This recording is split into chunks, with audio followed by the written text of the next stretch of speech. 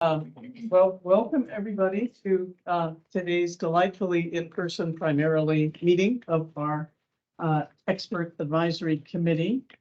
You all have the agenda, so we won't walk through it. We'll just point your attention to it. But we will do a roll call. And could we start with you, Matt? Sure. Matt Holmes, California Environmental Justice Coalition, Valley Improvement Project, come from Stockton, California. Masculine pronouns. Christy Brigham, National Park Service, Sequoia and Kings Canyon National Parks. And John Callaway, University of San Francisco.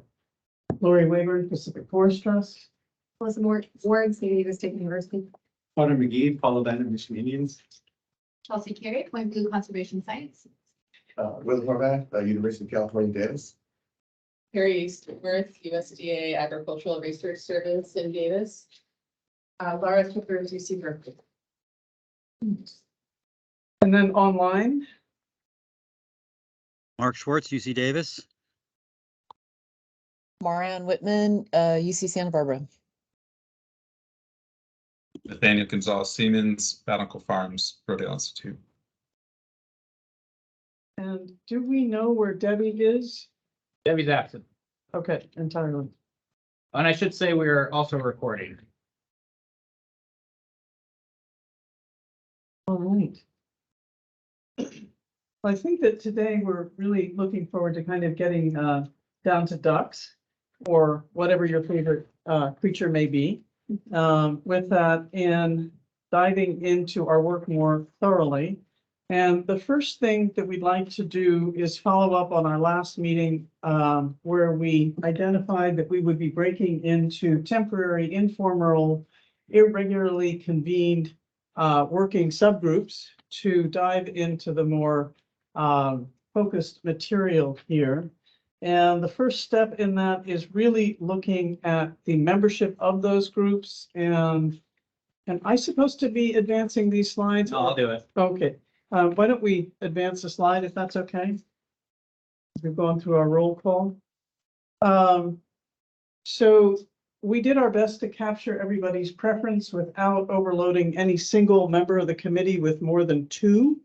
And within that, what we've tried to do, and when I say we, I want to thank my co-chairs here in Carrie and Chelsea, really identifying who we thought had said, I want to serve on that one.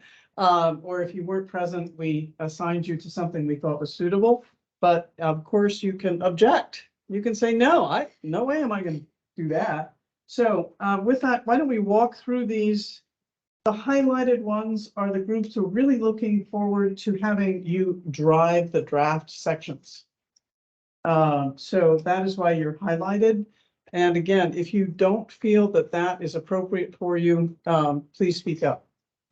Why don't we start from the other? So why don't we start from the top? Urbanscapes, urban to rural. Is everybody there happy to serve in that capacity?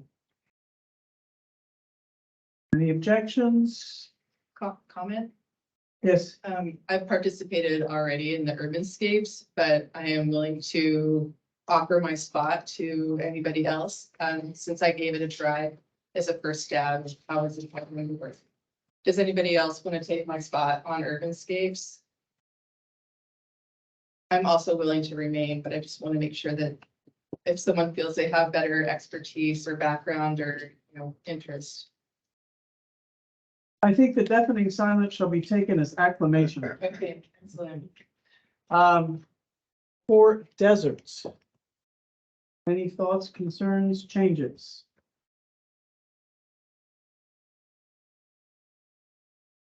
Right.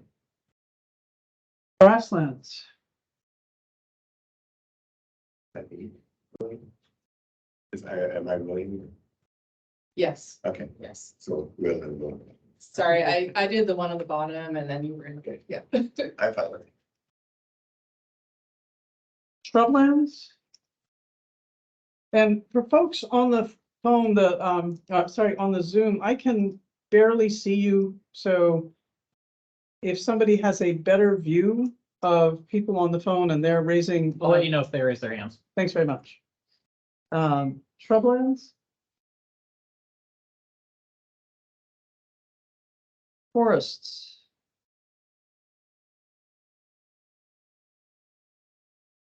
Delta and blue carbon. If there's any way I could sit in on some of those, kind of a priority region.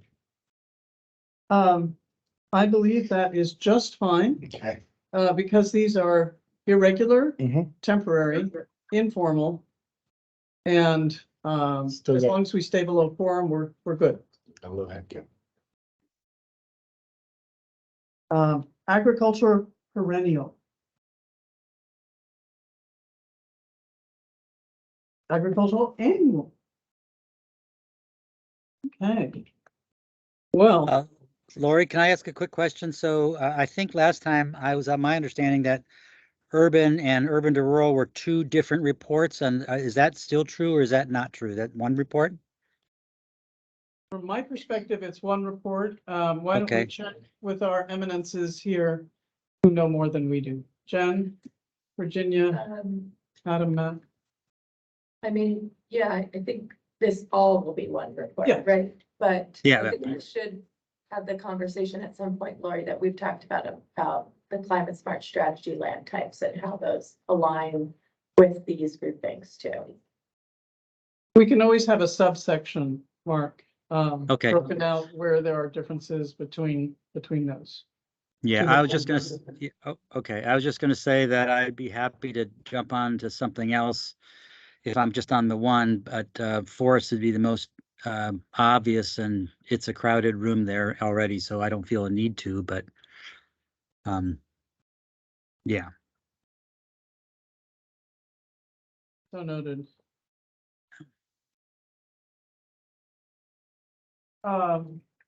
Moving on to the next item here is the then guiding principles for our work that we discussed this last time. And we just wanted to ensure that that way of working together worked. Are there any suggestions about that, or can we feel that we captured these well? Can we maybe, would it be helpful if we read them out loud? Is that, Well, they are on everybody's screen. I'm fine with us reading them out loud if folks want to. Yeah, Just go through. so we'll take a few minutes to go through them.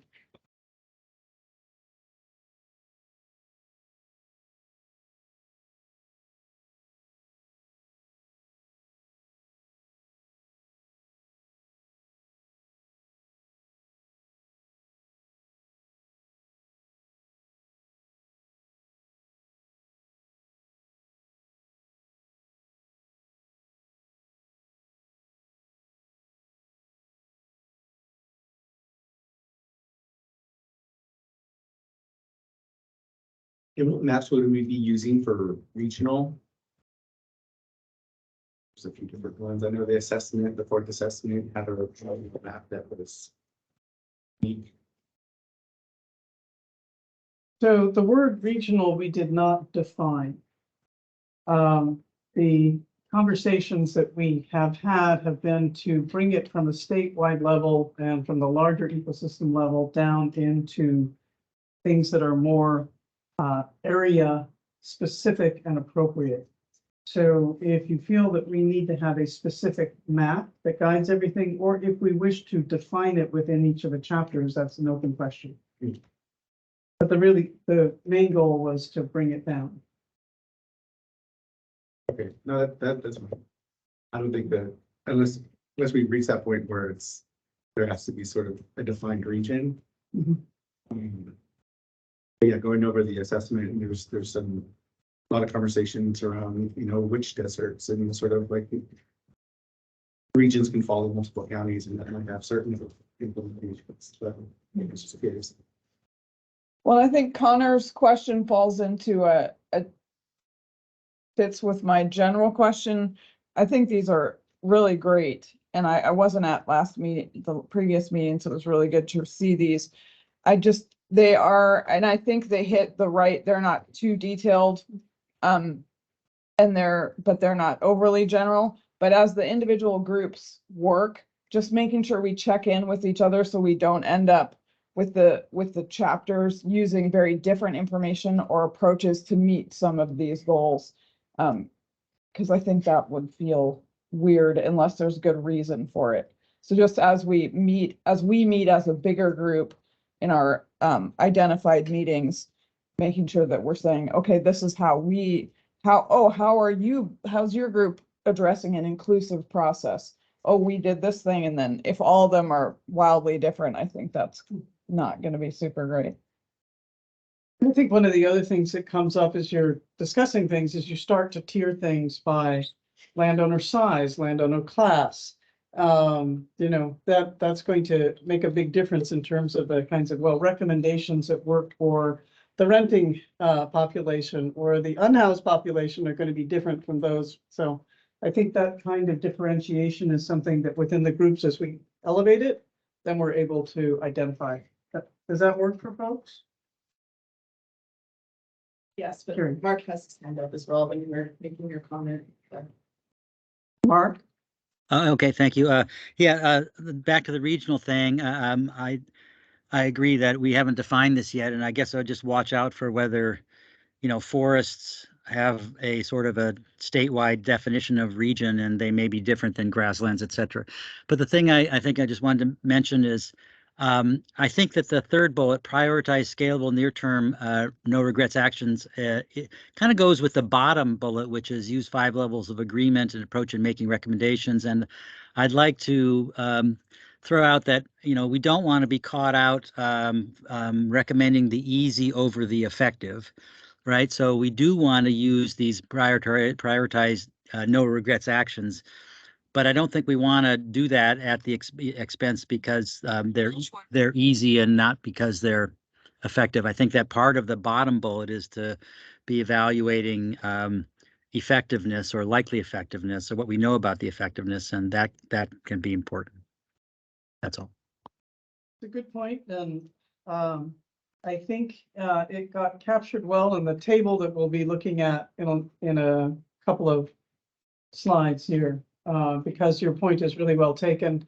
I think we have perhaps more freedom to recommend some things that otherwise might be considered difficult. Not to say that agencies can't recommend things that are difficult and that they don't recommend things that are difficult, just that we have a smaller group we have to work with.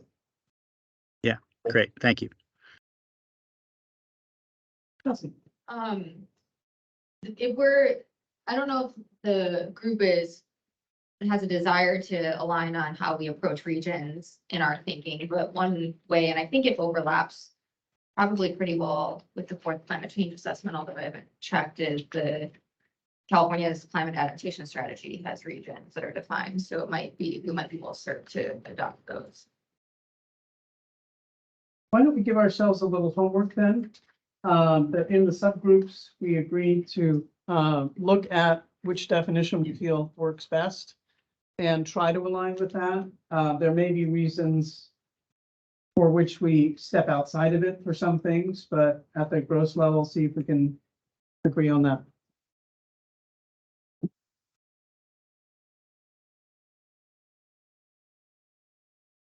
Suggestion. Curious question. Is it possible to get input from Jen and Virginia on this issue? Because we would like to understand how our input would be utilized further. How it is the best way for them to receive information by region, or how it's structured spatially. Just to have a little bit of guidance on that, so that our material that we bring forward at the end of this committee can move easily within their workflow. again, I think If needed. Yeah. But yeah, I'm happy to weigh in. I mean, I think the adaptation strategy and the assessment are great starting points from my perspective. Though I think probably all of our entities think about regions slightly differently. But that's probably how I would suggest it, coming from the resources agency, heavily involved with the assessments and the adaptation strategy.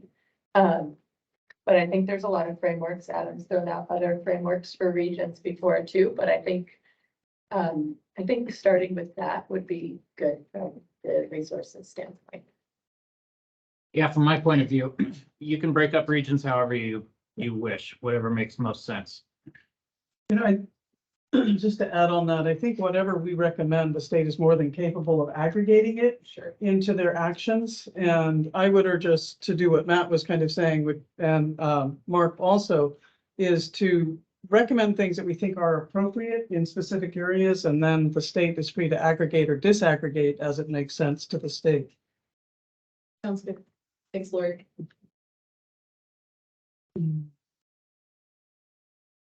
Any other thoughts? Just having been through some of these rituals before, making sure that the working groups take some time to check in with agency staff about like statutory requirements. I mean, we have words like consider and then emphasize, but there are things that are either legal or not legal in some of these recommendations.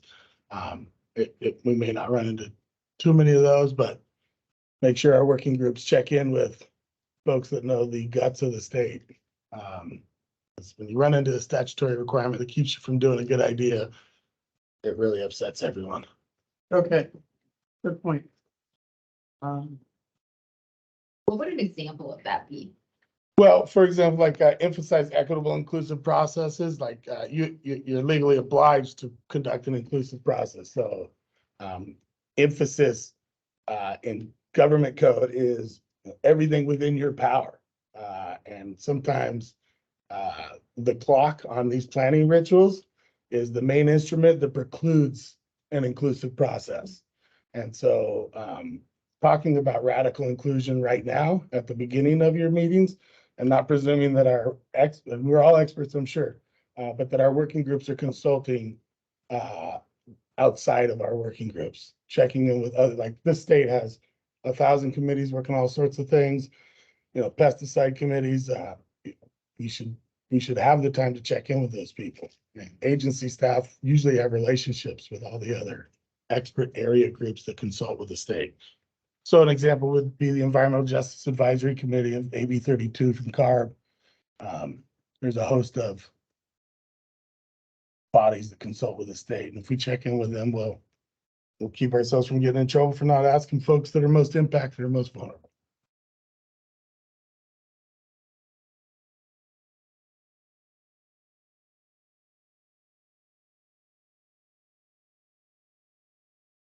You've raised something that I think was neglected from the agenda as an explicit item, but is something that we've talked about, and that is requests for speakers to help augment our expertise.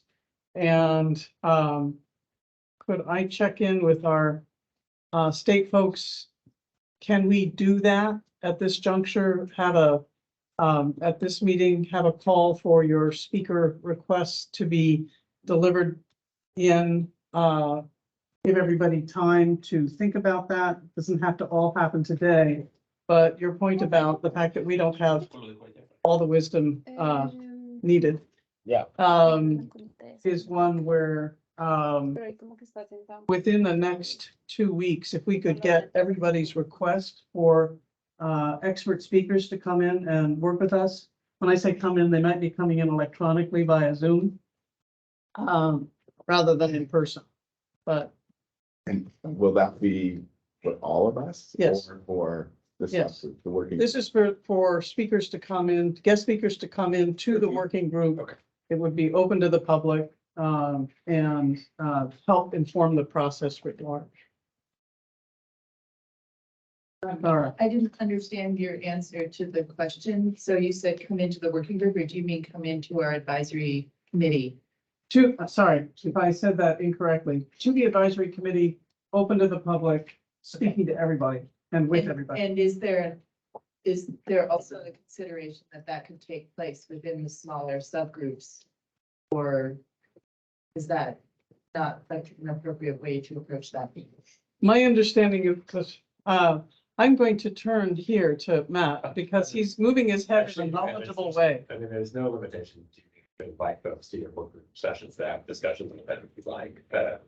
So I don't think we need to be part of that process if you wanted to do it. It's helpful for us to know who you'd like to invite to the full committee meeting so that we can actually just get everybody planning and agendized and everything else, right? It's just logistics. Perfect, thank you. Mark has a hand raised. Mark? Mark, you're on mute, Yeah, I yeah, think. yeah, thanks. I just wanted to ask a quick protocol question. We can consult with people in preparing the subsections in our groups without having to bring people in as guest speakers, right? I mean, I think so. Guest speakers can be useful, but we aren't constrained to using just people who have been guest speakers as outside experts. Is that correct? Right, that is what Matt just said. And we don't need to keep a list of who's given us input or anything. That's just informal input is informal. Yeah, you can talk to your networks as much as possible in between meetings to bring ideas forward to public committee meetings. So it's thinking about who are the guest speakers that are beneficial for the full committee to hear from, so it provokes discussion, thoughts, next steps. One of the points that was raised from the very early on time is that we did not have somebody who was deeply versed in desert ecology, desert carbon dynamics, and that we might want to have somebody do that, but equally they might come into the subgroup. So that's a classic example. And then that has recommended folks for the entire committee to hear from. Comment. Oh, yeah, I have a quick question. How would we go about compensating any guest speakers or anybody collaborating, for one at a time? It would be. There's no funding available for that, and the state kindly, flagged that early on. So that's why I think most of them are more likely to come in via Zoom or an informal call.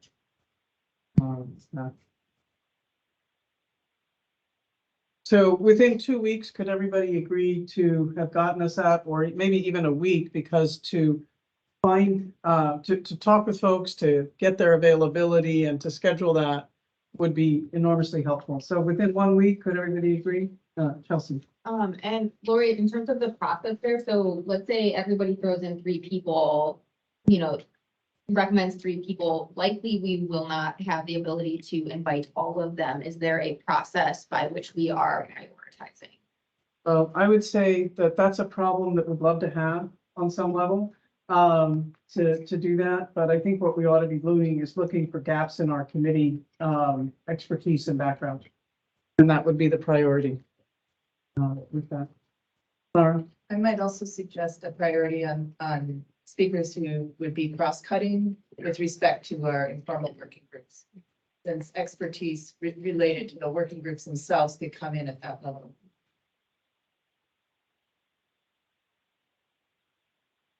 Excellent. So as we have nominations coming in, or not nominations, but requests coming in, we'll be able to work with that. All right. With that, maybe we could move to our next slide. I'll stop you here. We probably need to take public comment. So, just so you know, when you're making the agenda, any agenda item, after any agenda item, we have to have public comment. So we've already blasted through a couple items, but we'll stop here. We'll take public comment.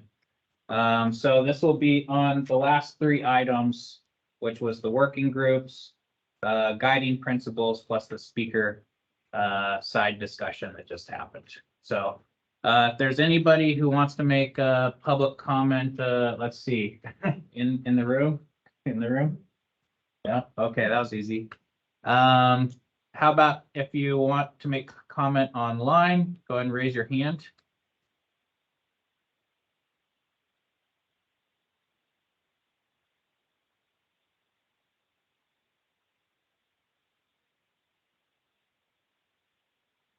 All right, no comments. Okay. I'm going to take this opportunity to read out what I was reminded to read out at the beginning of the meeting, and I apologize, I did not. So this is your safety readout. Please look around now and identify the 2 exits closest to you. In some cases, an exit may be behind you, although we are not on a plane. In the event of a fire alarm, we are required to evacuate this room, and I bet we all want to. Please take your valuables with you and do not use the elevators. While staff will endeavor to assist you to the nearest exit, you should also know that you may find an exit door by following the ceiling-mounted exit signs. Evacuees will exit down the stairways, which were out the door to the left and down. and possibly to a relocation site across the street. You cannot use the stairs. You will be directed to a protective vestibule inside a stairwell. Should we have to relocate out of the building, please obey all traffic signals and exercise caution crossing the street. The bathrooms are out the door, down the little hall to the left and to the right. So I think we all know, I hope we all know what to do in the event of a fire or other emergency. Thank you. And I apologize for not reading that out at the beginning. So the next section of our meeting, which is item number 4, I really want to thank Mark and Chelsea for taking a really leading oar in, and then Carrie also as well, and myself to a very small degree, I'm happy to say. So this is really getting down to the nuts and bolts of this work that we are doing. And at our last meeting, we talked about this framework in general, but this was to capture that and give us some clearer guidance around it. One of the key things that was asked for was definitions. So the definitions are here of what we're aiming for. So we all have a shared perception of that. And then just the instructions to walk through. So what we'd like to do is go through this. Those of you who are here and have this on paper, you can see we have a number of slides here on this item. But the writing on the paper is rather small for some people. So you've also got it on the screen. And what we'd like to do is walk through this. I'm going to ask Mark and Chelsea to dive in for anything a little bit deeper as we go through this. But with everybody's concurrence, why don't we do that? So why don't we start with making sure that we all know what we're talking about? And those are our glossary or definitions. Mark, why don't you start, and then we'll ask Chelsea on our next endeavor.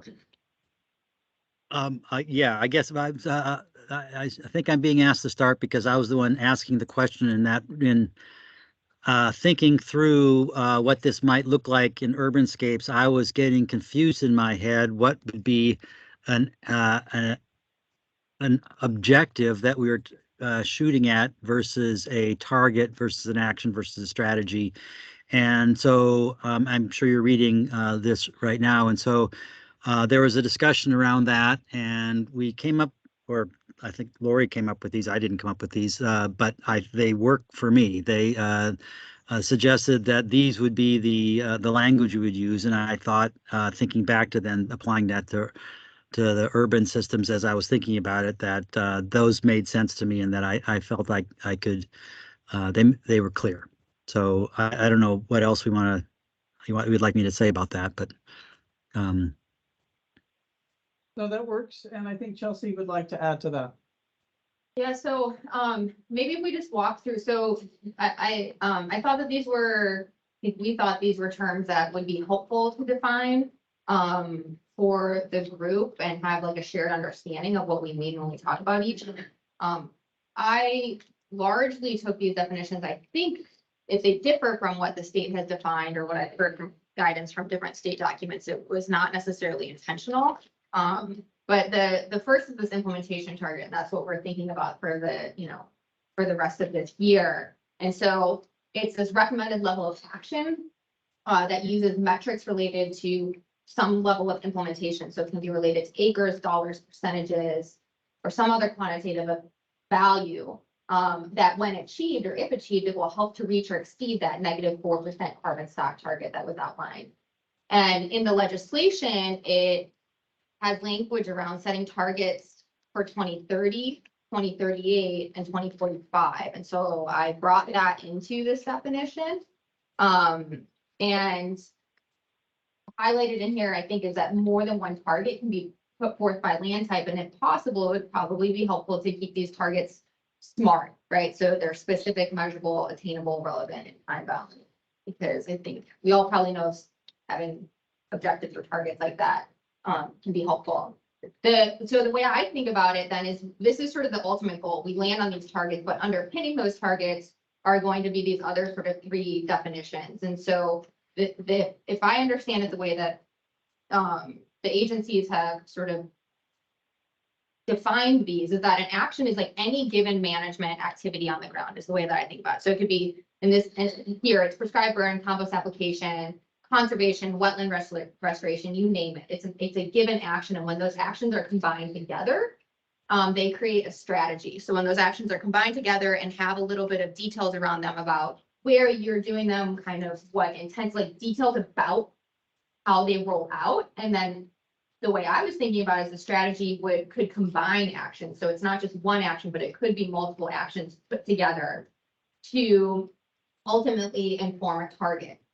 Now, the pathways then are what are the enabling social, political, economic conditions that can facilitate those strategies and actions to reach the implementation target. So these are things like, you know, new and existing or emerging programs, market mechanisms, regulations, things that we need to facilitate and support that work. And then the objectives, which is not defined up here, which we could include, are the way that we've, through conversation with Mark and Lori and Carrie, the way that it's rolled out in the 2-pager sort of example we've given is that really comes in when we're thinking about the targets and actions and strategies in relation to a lot of these things that we care about, right? That are sort of already kind of defined in our principles, but pulled out as objectives and then more, right? So it's certain co-benefits. It's that it's already, you know, is it already being sort of both like supported by the state? Is it something that's well invested in already? Does it have trade-offs, right? And so then we create an activity within this 2-pager for people to walk through different objectives as they relate to and implement like a visioned out implementation target that has certain actions and strategies underpinning it. So then we can evaluate the target, its related actions and strategies in relation to the objectives that we care about and are trying to achieve through this. That makes sense. And hopefully that'll become clear as we look at what that example is. That's all I got. Yeah. So does this help everybody kind of coalesce around our definitions? Okay. I think it would be useful to add a definition of objectives. And Yeah. Well, we have, we're going to be getting to that actually, if that's okay. that's fine. We just broke that down into a different approach because in fact, that's going to be where the meat of or the tofu or the otherwise non-harming protein base of this is. Okay. No. There's one thing my brain's kind of getting caught up on, and I don't know if it requires a definition, and it seems somewhat implicit in the pathways. But the law does call for addressing barriers and thinking about what a barrier is. I know that my interpretation of barrier, my mind goes to a certain place. But a lot of what we're talking about here explicitly is quantitative value, et cetera. Yeah, I don't know if anybody else feels the same way, or if that requires a little more depth so that we all know what we're talking about and using a common language. And I don't know if it should be something that should be put into the pathways definition, since it's what a lot of what we are charged to do: identify, address barriers. Even it is implicit here, but I don't know if it's something that we should do explicitly. Well, my suggestion would be that we certainly can define a barrier. If you want to define a barrier and offer a definition of barriers. I think what you're pointing out is what some people see as barriers, other people might see as advantages. And that, you know, that's kind of structurally what has happened in our society with the evolution of law and so on over time.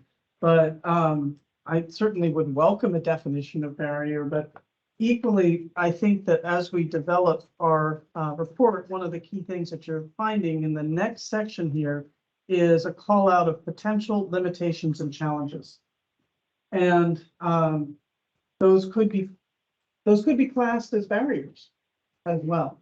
So would you want to offer an actual definition, or as we get to this conversation, do you think that might address it? Yeah, we have this conversation, and what I'll do as part of my homework list is to think about that a little bit more. Okay. That would be great. Any other thoughts? Well, thank you for doing that. Could we then go down to the draft? It's called a template instructions. Sorry, we're still on that first slide. First slide, sorry. On the draft template instructions. So the template is just, each group will be working with a template approach to come up with something that's roughly comparable, although every chapter will be different in this for sure. But the idea here is that we want to try to address these things uniformly across each land type. So here's the key content that we want to address, breaking this out more. And one thing I do just want to flag here is we've talked a lot about the fact, and it's in the guiding principles, is that our only concern is not carbon. So that even in the implementation target, which is more or less taken from state definitions, we're not solely concerned with carbon. It's just that if it helps towards that 4%, we want to flag it and how that does. So in terms of the key content that we want to address, everybody take a minute to check those 4 highlighted bullets. The target is 2 pages, right? The target is 2 pages. Now, one definition that we clearly avoided. Is it 2 pages by the front and back of one sheet of paper? Or is it 2 pages and it's the front and back in each? And I'm going to suggest to the committee that we give ourselves the latitude of 2 pages, front and back, equaling 4 pages. 2 sheets of paper. Just because while some, as we all know, being shorter and more concise is a hell of a lot harder than being long-winded and verbose. So if we allow ourselves double the verbosity of the original intention, do folks go along with 2 sheets of paper, front and back? Mark is saying yes, and I can't read the names. So, okay. 2 sheets of paper. I know you were joking, but I don't know if it. Is All that sides something- margin. Yeah. Spacing. You may decide whether or not you fill the entire 4 sides of the 2 sheets of paper is up to you. But we do want to keep it. We want to keep it really tight. I mean, because the whole point was Right. to really. We want to keep it tight so that So I don't people think we will read should, it. you know, like just. There's plenty of room in the appendices for further discussion. Please feel free to let loose in the appendices. But I think that, if we get people to look at the 1 sheet of paper summary on one side of that sheet of paper, that would be excellent. So focus on top priorities is really what I think our guidance is. So in the key contents, is there any suggestion, thought, edit here that we want to discuss? Just noting that they, here in key content, we wrote potential limitations and challenges, and to your point up there, we seem to have included key content items on the glossary definitions above, except for potential limitations and challenges. So that's.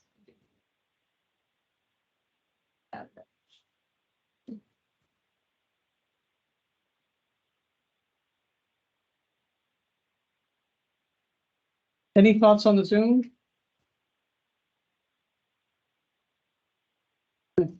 Hearing none, let's move over to our next page. Thank you, Adam. This is something we've all talked about, these cross-cutting themes that we really want to see what weaves through the entire report. And so these are elements of that cross-cutting chapter. I don't think we need to have cross-cutting in each and every subgroup. We just want to call it out across the board. And we have had a number of these elements highlighted already today. Not today, but in our prior meeting. So any thoughts on the cross-cutting chapter, the summary, introduction, and then the key takeaways? Pretty straightforward, but good to have us all on the same page, so to speak.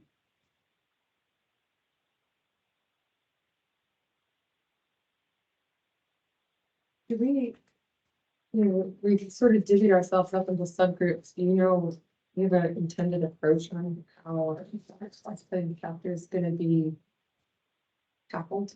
I think that's going to emerge in our committee conversations. Okay. That's really where I think that's gonna highlight, because if each group comes out with, we really want to embody traditional ecological knowledge. Now, how that would apply to landscapes may or may not be clear, but we want to highlight that. So we want to talk about changes in precipitation intensity and how it's going to impact across all land types. Those kinds of things, I think, would emerge that. Yeah, makes sense. Thanks.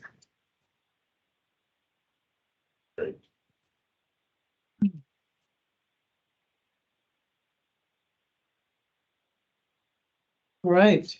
Anything on the Zoom? Good. All right. In that case, why don't we move to the heart of our conversation? This is Marianne Whitman. I have a quick question on that previous slide. The subcommittees have had leads for delivering the reports identified. Who are the leads on delivering the cross-cutting theme chapter, and also the summary and introduction, takeaway, conclusions, and so on? Who are the leads on delivering those components of the report? We did not designate those, but I'm happy to step up for those in terms of bringing them back to the group. So the summary and introduction and pulling out the targets and conclusions, I think will be really quite readily done, because if we've done our work well in our subgroups, those are going to emerge to the top. I think that the cross-cutting themes are ones that will emerge in our conversation. And so I think we can capture those. If there are other people who really want to take the cross-cutting themes, but this is where on some level, kind of a uniform language may be the most helpful for us. So I'm willing to take that draft if that's, but I'm also happy to let somebody else take it. So. And maybe with the cross-cutting themes as they emerge, one of the things that, I might propose that we allow, folks to volunteer. If somebody's really driven and interested to lead that cross-cutting theme, that somebody could absolutely run with it. Absolutely. I was just gonna say, the thrust of these cross-cutting themes will probably come out of those working group conversations, and some people will have a bigger dog in the fight than others, and they'll want to help write it. I think what I'm worried about is how much identifying them is one thing and developing them is another thing, and all of us sharing them out of our subgroups is a lengthy process, and I don't know that we have a full quorum meeting on the calendar really to integrate the subgroups. We're doing like where we all share out our. Oh, yes, we do. Yeah, okay. So we have I was just looking through the list of dates. They seem to have. So yeah, we can always add something to the agenda, make space for it. Just want to make sure it's not, you can't come in here and expect us all to have read another group's emails and really digested it without making sure we have discussion time here is all. Right, absolutely. So two things. One is Chelsea's suggestion that we see how our conversations in our subgroups are going, and we're bringing that back. We're talking with the entire committee. It's in a public conversation. And in that, 2 or 3 people say, hey, we really want to take the lead for this cross-cutting themes. That'll work. That's good. So let's let that emerge. We are going to be bringing back each subgroup's report or chapter and presenting those. And then there's a final that we will be giving to the state. And if memory serves, that is in October. So it's hustle time between there and here. And we still have on board the potential for an additional meeting in September if we feel we need it. It is not currently calendared. So we do have that flexibility if we have to do that. Okay. Chelsea, thank you for getting me out of another job. I have one more comment, hesitant not to, and this is coming from conversations we're having in the tribal working group for the fifth assessment. Traditional ecological knowledge, in many circles is thought of, indigenous knowledge coming from tribal communities. However, a lot of people use traditional ecological knowledge. The Fed 30 by 30 uses ITK, indigenous traditional ecological knowledge, to really pinpoint who they're talking about. I don't know if it would be at this chapter, but it'd be something that might need to be considered. And I'm not sure in the other agencies as well, how terminology is used and who it applies to. But that's a theme on how to really find a way to create a term so that everybody agrees on what we're talking about. That's a good point, and we have cultural traditions as well here, which was one way of trying to capture that. But if everybody is good with Connor's suggestion, we could modify and define what we have as TEK as ITEK, indigenous traditional ecological knowledge. Yeah, and again, the reason why I was hesitant was because there's not a good hold fast on it yet. And this is sort of, I always give the caveat is that people feel very strongly about how these terms are used, depending on who they're being applied to.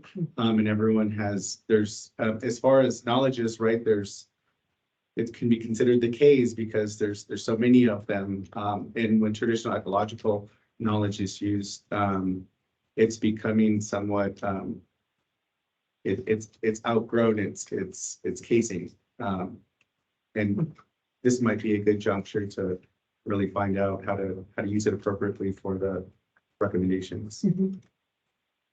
So we have a suggestion on the table. Any thoughts about that? But this would be to define our flag under the common approaches of traditional ecological knowledge to have it as indigenous traditional ecological knowledge. I think we're getting an agreement. So Connor, is that how the conversation's been going in the tribal consultation group that you're in? I mean, that this nomenclature would be acceptable over there. Not yet, no. Okay. Yeah, that's the thing. That's the challenging part. And again, with that diversity of people in the state alone, in the diversity of tribes, how they choose to use language describing what they're sharing, whether it's in various collectives, it's indigenous science and expertise, it's ITK, it's TK, it's IK. So it gets really confusing. That's why I was really biting my tongue, because I don't have, a solid answer yet. Yeah. Nor can we speak, or could I speak on, how all the different diverse cultures choose to use that. So the way that I feel most comfortable about talking about it is just giving that disclaimer. But it would be good to talk about it with Geneva too, so that that language is used throughout, all of TNRA or whomever, so that you're not coming across all these different definitions. We'll run into a bunch of things like this, so here's what we think it is, but maybe the recommendation is that the tribal liaison, the director of tribal relations for resources or protection, comes up with a policy that all their agencies have to kind of think about in the same way. There's kind of, cats running in 30 directions in some of these agencies. And it'd be nice to get leadership to weigh in. Senator Virginia, do you want to offer any thoughts here? We're just saying we don't know the answer. Okay. But then I think it's a great question, or it's a great conversation we should have with Geneva, Connor, and maybe bring this back to the whole committee too, but we also defer to you all on how you want to structure this. But I don't think there's one right way to think about this. I think just recognizing the limitations of this body. Yeah. Either we can do one of two things perhaps here, or three. One is we can leave it as it is and everybody wrestles with it. 2 is we can give it an indigenous traditional ecological knowledge, and everybody wrestles with it within here, but the state is really the responsible body for defining that more commonly. And 3 is we say, we talked about it and we recognize that the state is really the body. And when they come out with their definition, we'll work with that to the degree that it happens in this timeframe. So those are the 3 options I can think of. Do you have a preference? I like 1 and 3, yeah. I think that it should be something that's, you know, sort of top down for continuity and, I think that it's good that we discussed it and shared it, so. You know, the sentiments of TK when it comes up, that we all just sort of have a little bit of footing on that. Okay, Yeah. so we will leave it as it stands. There's a hand up down there. Oh, yeah, I guess I just wanted to understand for the purposes of working in the working groups, whether the concepts here are divergent along with the like the titles or the nomenclature, or if there is, there are different ways of naming some common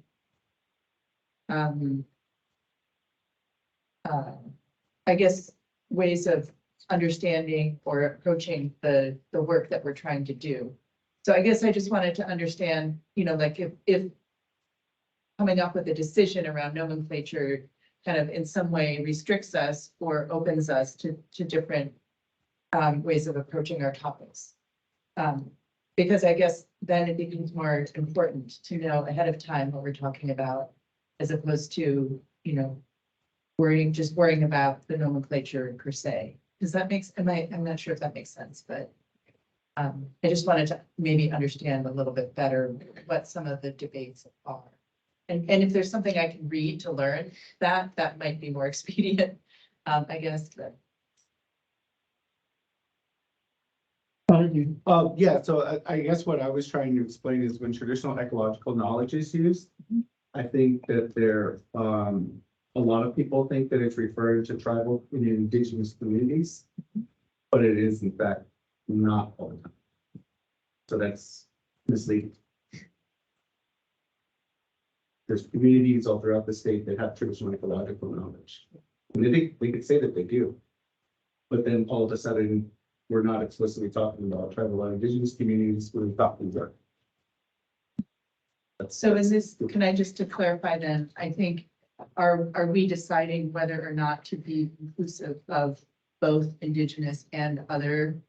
I guess I just wanted to make sure that, because one of the proposals on the table was to narrow them and say we're just talking about indigenous traditional ecological knowledge. But I guess what I was wondering is, for the purposes of our work, are we then deciding to be broader, or are we deciding to be narrower? That was where, this is where, like, for me, the meaning, yeah. So from the point of view of our group that was developing these, yes, the traditional ecological knowledge was referring to indigenous, and other was referring to cultural traditions. Because we were trying to differentiate between practices that had evolved within this geographic area and had been in place for thousands of years. Many other groups have their own traditional knowledge and ecological knowledge, and that was coming in with cultural traditions. But that is, so I don't know if from a point of view here, that's sufficient. Or if this is an area where, you know, you want to have a speaker come in and help people crash through this, but that was the intent. Yeah, I was just gonna say, I think there's a big difference between the way the Winnemem and Wintu relate to the Sacramento River Valley and the way the Azorians ranch the Central Valley, right? And I think one of those has more legal protection in that the original inhabitants of this state were violently dispossessed, and that dispossession has interrupted all these ecological systems that have left us in the mess that we're in. And so acknowledging that history will help us understand systems that have been interrupted better than adopting yet another colonial culture as though we're co-equal with the original inhabitants. So with that said, we Where do you land on this set of definitions? And well, in the law as well, it's explicit, you know, working with Native American tribes. It doesn't say state or federal, which is something that's a little bit tricky because those are two different things. But I think that when traditional ecological knowledge was included, it was saying consulting with, recommending local agencies, state agencies, nonprofits work with tribes to achieve these goals. That's what my interpretation of it was. So when I see traditional ecological knowledge, I don't want it to be misleading, making sure that the law says to work with Native American tribes. So when we refer to it, we could say, use terminology that means that, exactly that. But now I've heard two different, like, and maybe they are the same, but just to clarify, I thought what we were talking about was making sure that we were being clear about indigenous traditional ecological knowledge, and that Lori, your clarification was we're also going to consider other information and from other user groups in working lands, but those would be called, you called it cultural. Is what we flagged here was cultural traditions. Okay, cultural traditions. Is that okay with you, Matt, as long as they're not co-equal? I Because think- I kind of heard you saying like, why are we even gonna consider? No. So I just wanted to make Yeah, I sure. think we should consider every Okay. tool in the box, but I Okay. think we have an obligation to Yeah. prioritize this history Okay. and the knowledge and statutory requirement Yeah. of recognizing government to government entities. Yeah, that and I made two different Yeah. points. They weren't contrasting, but. Yeah. complementary. We just add comma ITK also, and then we're inclusive of all of these things. I mean, I'm grappling with the internal dialogue that cultural tradition isn't always traditional ecological knowledge. And so if we scratch traditional ecological knowledge, then like if you think about many multi-generational farmers, for example, that could be considered traditional ecological knowledge, but it's not ITK. Right. So we could potentially leave TEK and also add to acknowledge that they are separate. Also, we did put this bullet under the cross-cutting themes, which was a discussion that we thought might emerge from. So it's possible that we leave all these on here now, and then what comes out of the merged working groups really is ITK, and then that's what we do.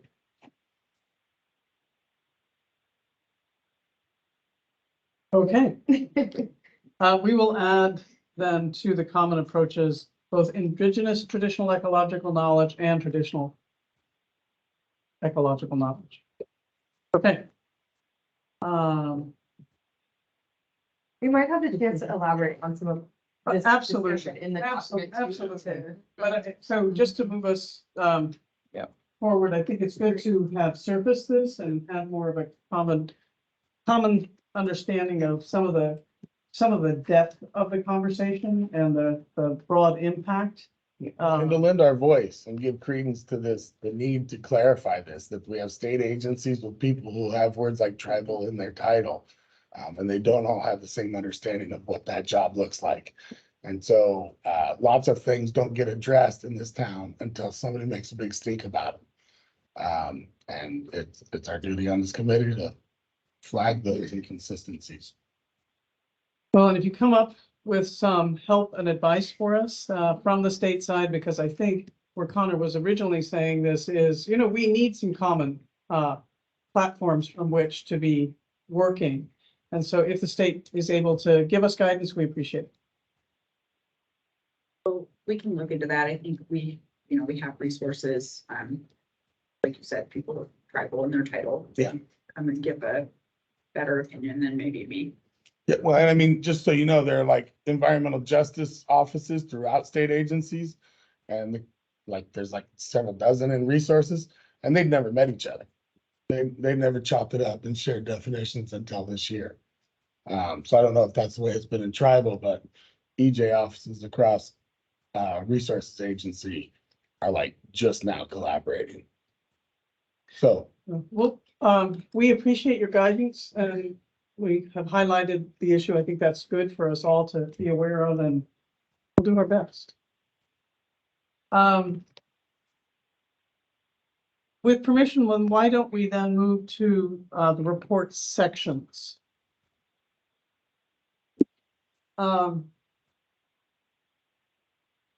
We have talked about these items.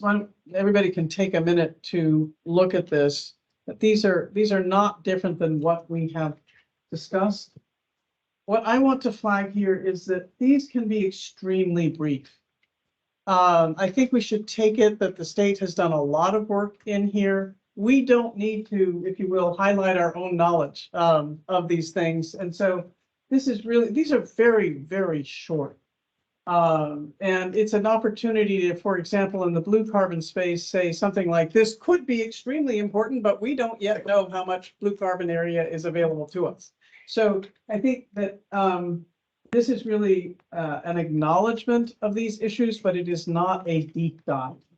So stopping on number 1 there, any comments or thoughts? Because this is fairly well-trodden territory. I'm getting a lot of head nods. Carrie.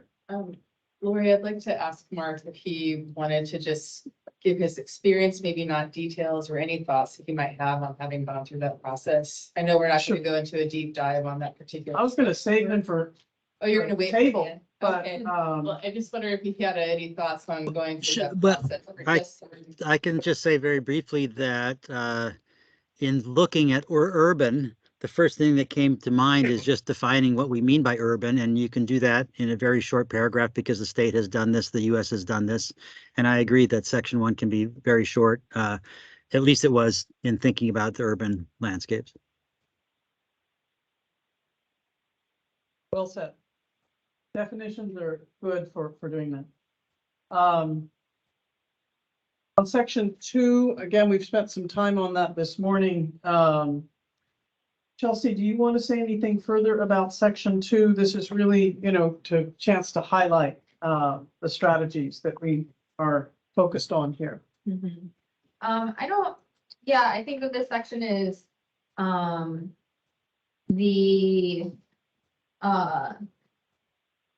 is really like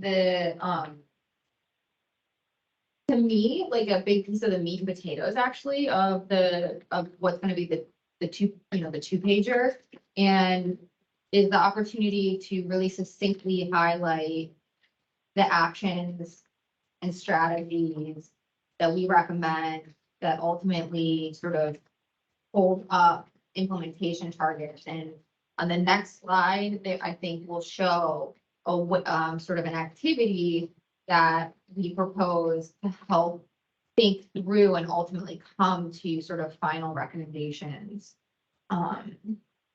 for each land type. Mark, do you want to add to that?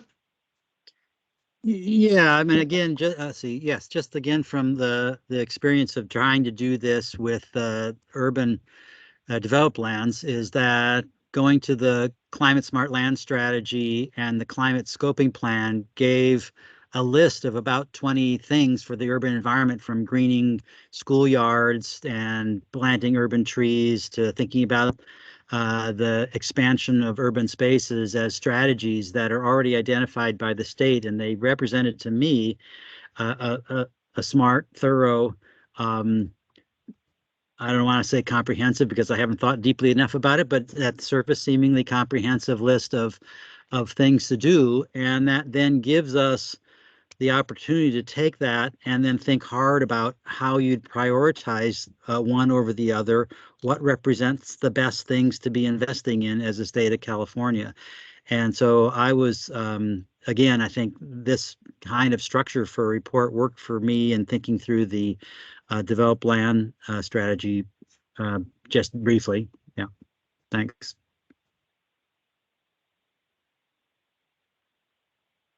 Any other thoughts or? And maybe I'll just from my perspective, we want a heavy, I mean, I think having that sort of really heavily leveraging the groundwork and investment and thinking that has been put into the climate smart land strategy and adaptation strategy scoping plan, but also using that as an opportunity to say, based on sort of our understanding and things that we're hearing as we're working, from maybe other constituents as we're working these working groups. Does that capture everything? Is there need to be things are there missing pieces here, right? And then this is really that opportunity to, one, help to bolster what's already been sort of put forth, and then two, I would say bring the next thing.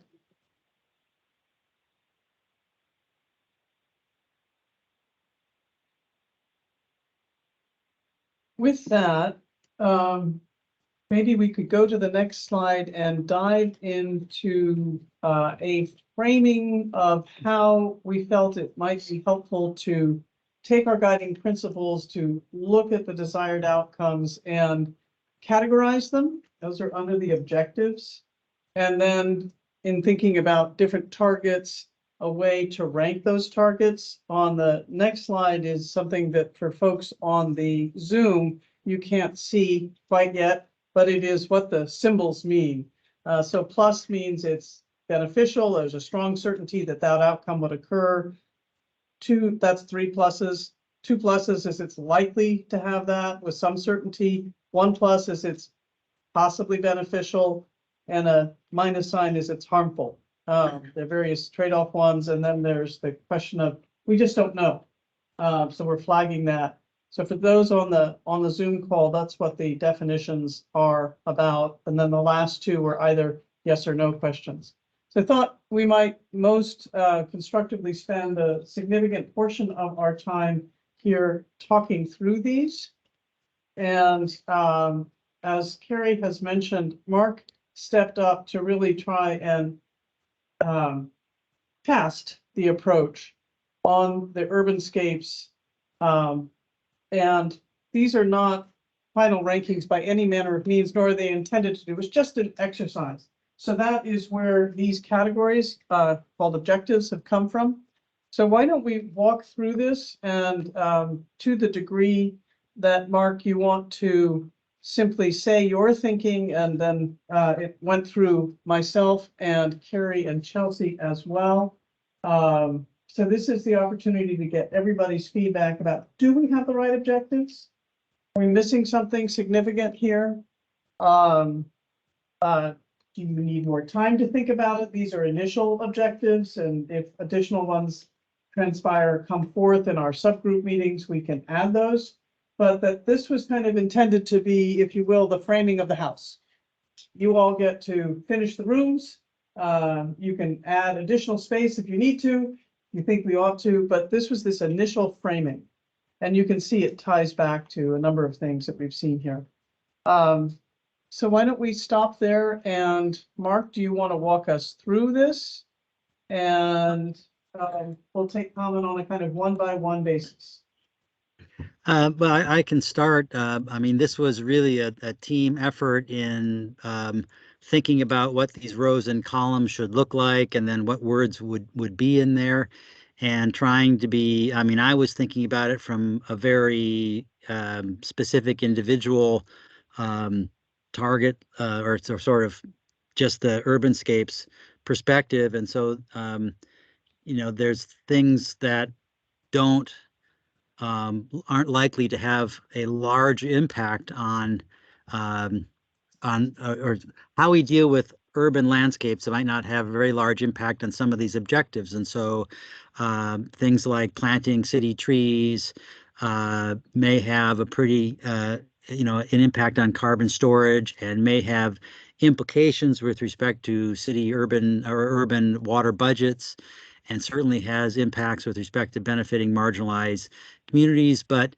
may or may not have very much to do with promoting food security. And so I think what this list turns out to be is that just that frame of things that we're trying to achieve. And then in where I was getting confused was thinking about those targets and thinking, is a target, for example, increasing carbon storage in urban environments through tree planting by some amount, or is it just increasing carbon storage by some amount? And I think that came around to thinking of it as increasing carbon storage, and that by tree planting is an action that you could take, and all the different ways you could plant trees are then becomes the strategy And that the, say, CAL FIRE uh, uh, program for incentivizing urban tree planting is a pathway to achieving that potential target. And so that's where we were thinking about it. And as Lori said, you know, I just looked at it, thought about it, and put pluses and minuses in places. They're not intended to be what we know to be the case. This is really a toy case of whether we thought we could get through this and have it work. There's a lot more research that needs to be done to sort of put checks in boxes and say that's what we think. But for me, this started to look like a usable and useful thing.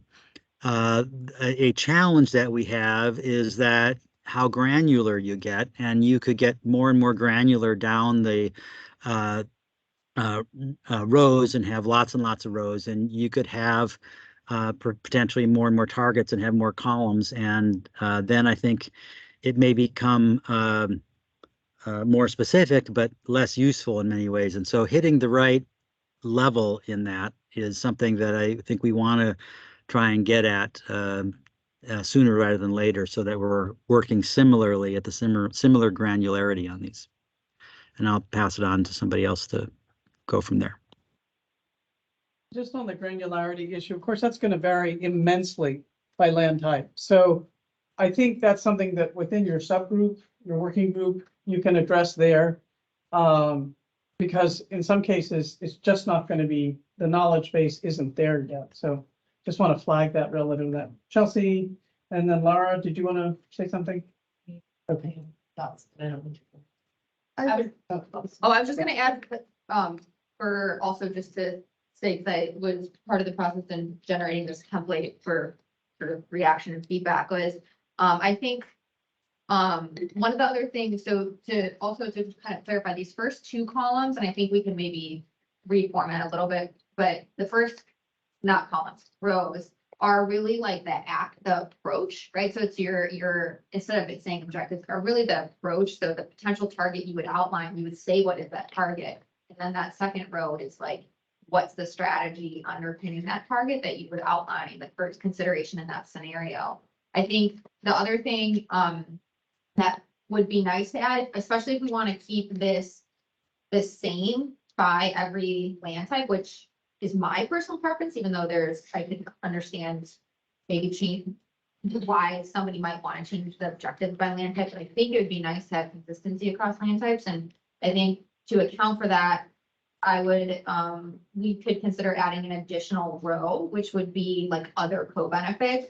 And so these were things like, Mark, when you were walking through the example for the urban scapes, other co-benefits could be like reducing heat load or improving air quality, for instance. So we could add a row in there that captures that. What you can't see, at least on the screen, is that there's a final one, embedded adaptive learning approach. Is there sort of an embedded adaptive approach for each scenario? And then I think we would want to also add in like a neutral option. So it's entirely right now, what's on the next slide in terms of the symbols.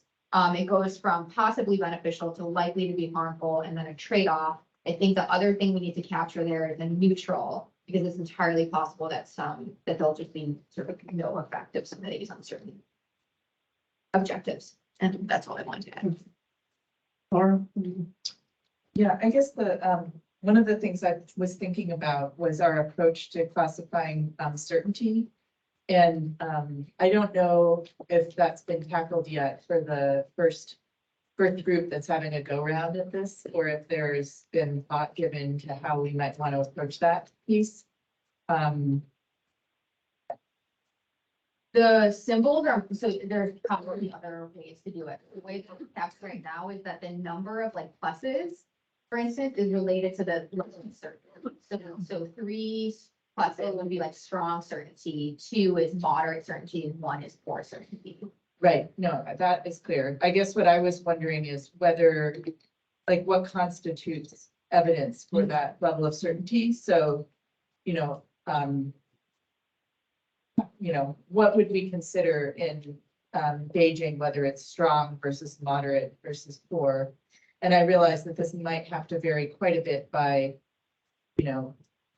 across the working groups in the sense that, there's been a lot more work to define, some of these objectives. So I guess, like, I was just noticing that there's some rows that are left empty, Oh, yeah. and This, so I think, this was not intended to be filled in entirety as if we were Right. handing this, so they were left empty because. yeah. Because there's nothing to say about. No, it's because it's something that, this was not intended as a fully fleshed out filling of this. This was intended as a framing. Right. So we weren't filling in all the boxes. So I guess, okay, so maybe now I have two questions. Should we endeavor to fill in all of the boxes? And then, I guess the other is, do we want to try and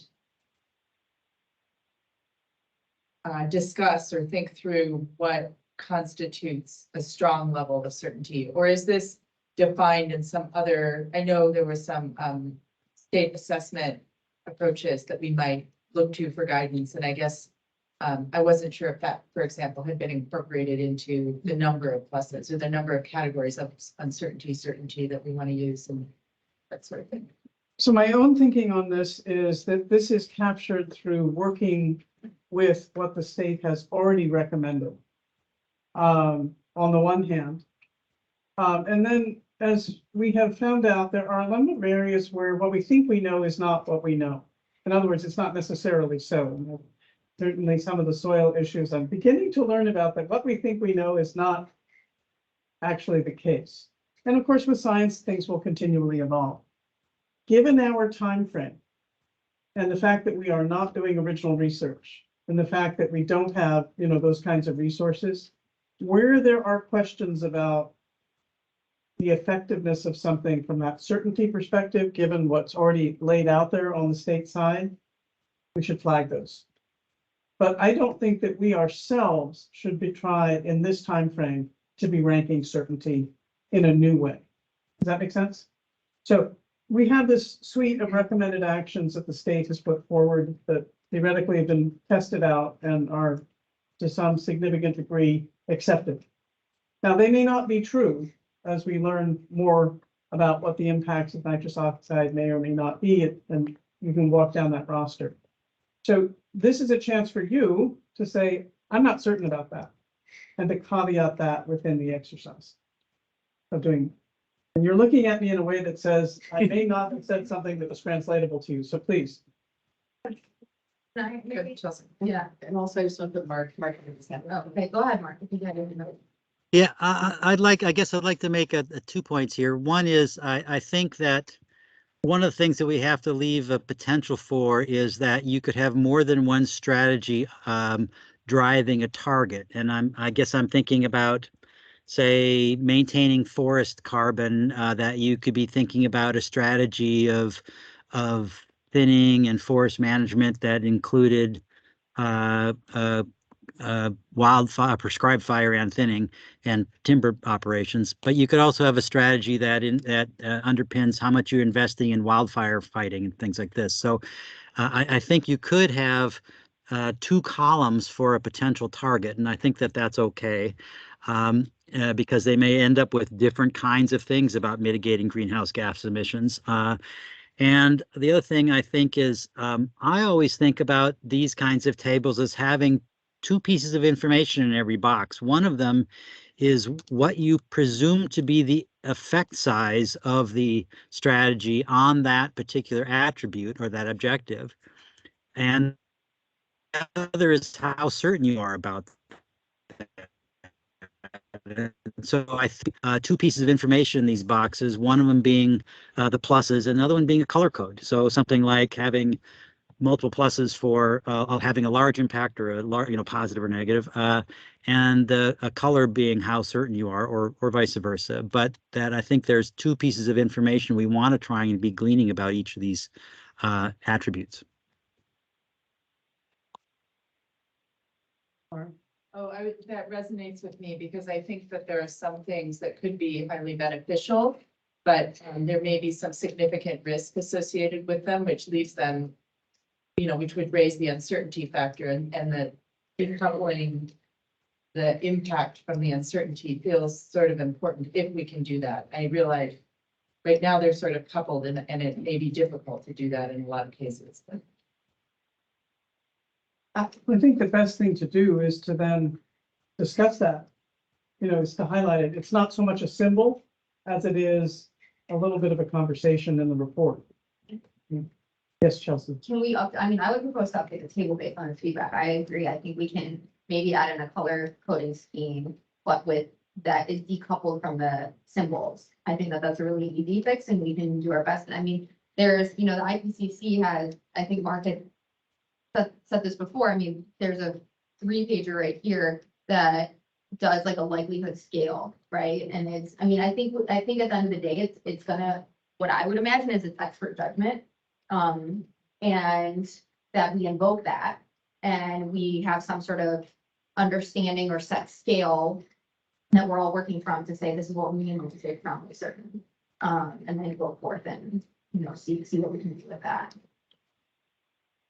I would agree that the expert judgment element is why we're here.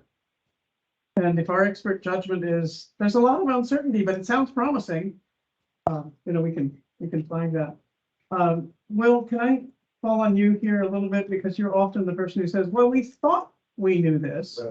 I was just wondering, so I was going to say expert opinion. Just, you know, the same thing you just said. And so my recollection is this, when we developed the report. Please speak up a little bit. Board. Speak up a little bit. I was tasked to develop a report for the Air Resources Board on the biophysical mitigation factors for nitrous oxide emissions. And so the report was basically an expert opinion based on the emission. And table you have here is essentially a table that we developed in this report as well. Mhm. And so I agree with it. So the uncertainty is not, it's not a statistical exercise. It's a expert knowledge.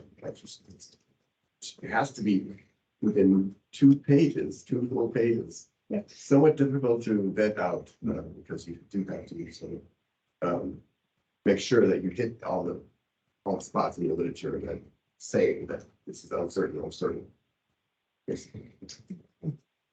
This is why appendices can be useful. Yes. But remembering that all great art has a limit to it, and ours is October. Yes. Nathaniel has his hand raised. Nathaniel? Yeah, I have a few points and questions.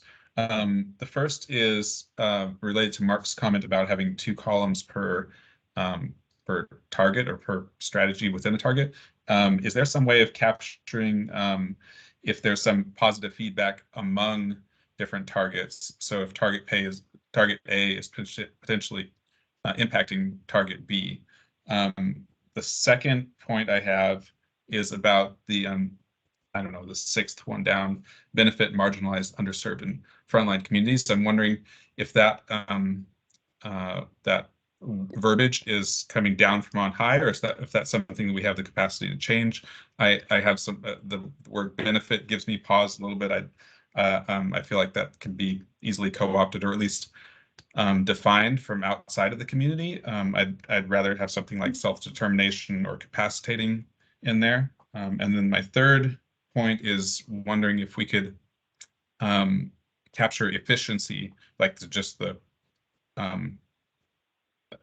you mentioned capturing the how much impact this would have, the volume of impact.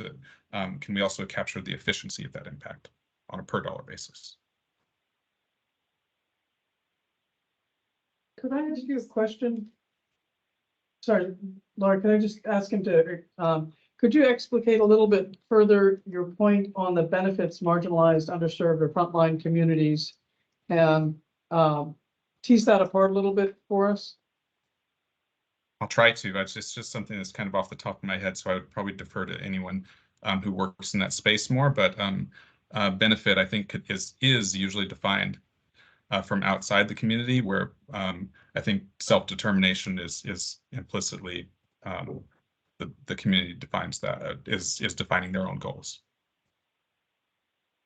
So a quick question, this maybe is going to require two different rows, is why I'm saying this, because the state does have various definitions about underserved communities, frontline communities, marginalized communities. And those tend to be things like will reduce flooding in, you know, frontline communities that are on the edge of a wetland that will have a flood surge. You know, for, you know, they'll have a definition of an economic ranking there. And I'm hearing you say something very different. So I'm also turning to Matt to ask him to talk a little bit about this. Yeah, I'll just thank Nathaniel for flagging that. I mean, you know, you can say something benefits a disadvantaged community and nobody there wants it, right? Like our state went to a place called Mendota that the market had shuttered a biomass facility. It was in one of the most overburdened census tracts in all of California. And we're going to sink tens of millions of dollars into capturing carbon and storing it under these people in Mendota, resurrecting a pollution source. And so we went down there and asked them what they wanted. And they said, well, we want streetlights and sidewalks because we keep getting hit by trucks and we don't have a hospital or an ambulance. So going down here and saying, you're going to save the world by storing carbon underneath us. It's weird to hear that you guys have $50 million for this project now. And, you know, we can't have first world life expectancies. So there's what Nathaniel's talking about is really sort of a second stage of checking with folks, right? And these are the principles of environmental justice. You don't do anything to anybody without them, right? And nobody knows better how to help themselves than the people themselves. I think the first stage before that is, are we complying with Title VI and Civil Rights Acts and California Government Code 11135, that we are not increasing the burdens in already overburdened communities?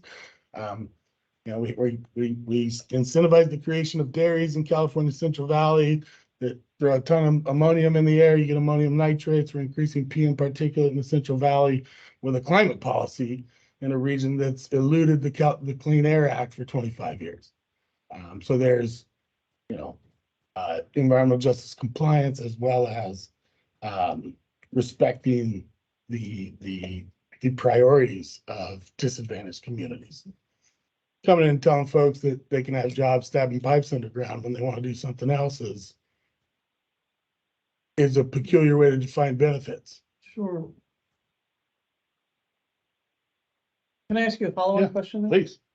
So I completely get the point that you're making and that Nathaniel is making. In the time frame that we have, our ability to go out and test everything right here is somewhat limited. Yes. Which is to say very limited. Yes. So from an implementation perspective and completing this report, what is your recommendation about how we address this issue? Because it is clearly an important one, but our capacity to address it is somewhat limited. You have recommendations? I don't think we have the time or the capacity to solve all of these problems, but that we consider these issues in each strategy or objective that we have. And, you know, if we're talking about urban and community forests, the folks at CAL FIRE are well versed in this stuff. They understand the co-benefits. They'll give you money if you're employing somebody from a disadvantaged community to come plant trees, and you get bumps for that. So each of these agencies and programs has wrestled with this in different ways. And, you know, like the Delta and blue carbon issue, there's lots of big ideas for that region. And they don't all benefit the folks that live there or the tribes that are still there or the tribes that had historic access or uses in the Delta. So. Well, and that gets into, as we've been talking about this, I was trying to think, well, what's each working group going to use as their pathway to get to the template? And one of the questions I had was, one of the guiding principles is getting diverse input. And I thought, well, how are we going to bring in input from diverse audiences? And I think each working group is going to have to look at that and then say, oh, this is what we found. We actually found these published reports, or we spoke to these experts, or was already evaluated in the scoping plan and there was this information. And then there were these gaps or not. but that's gotta be part of the process. Well, and as this thing ratchets up, people will start hitting you up from their issue advocacy working groups. And then staff also here have a whole history of working with advocates and communities. And you can go back to, previous policy or projects that they've worked on. And, you can quickly review public comment letters from, coalitions of community-based organizations. To make sure we're like not missing some glaring issue that people have already wrestled with. Like in the Delta, I can give you an example, like none of the water makes it to the Delta, right? So we have a giant harmful algal bloom surrounding my city. Nobody can go to the water, perps aerosolized cyanotoxins. You can go in there and say, yeah, we need more water. But if you knew more about the issue, you know that California gave 10% of all of its land in the Homestead Act to whites only, and the Red Line gave all the rest of the land to whites only. And so you have a completely racist regime of water rights in California. And so they get to pour as much water on, almond trees as they want if they got their land before 1914. And so some of this stuff was even news to me as a California history worker. And so I think we'll run into the big issues and people will make their voices heard, but I think it's smart to have an idea about how to research how these strategies have interacted with these agencies before. And then I would just also caution everybody, there's a protection agency and a resources agency, and there are different sub-agencies in each of them that wrestle with these strategies and measures that we're talking about here in 1757. And I would encourage you to talk to both sides of the state.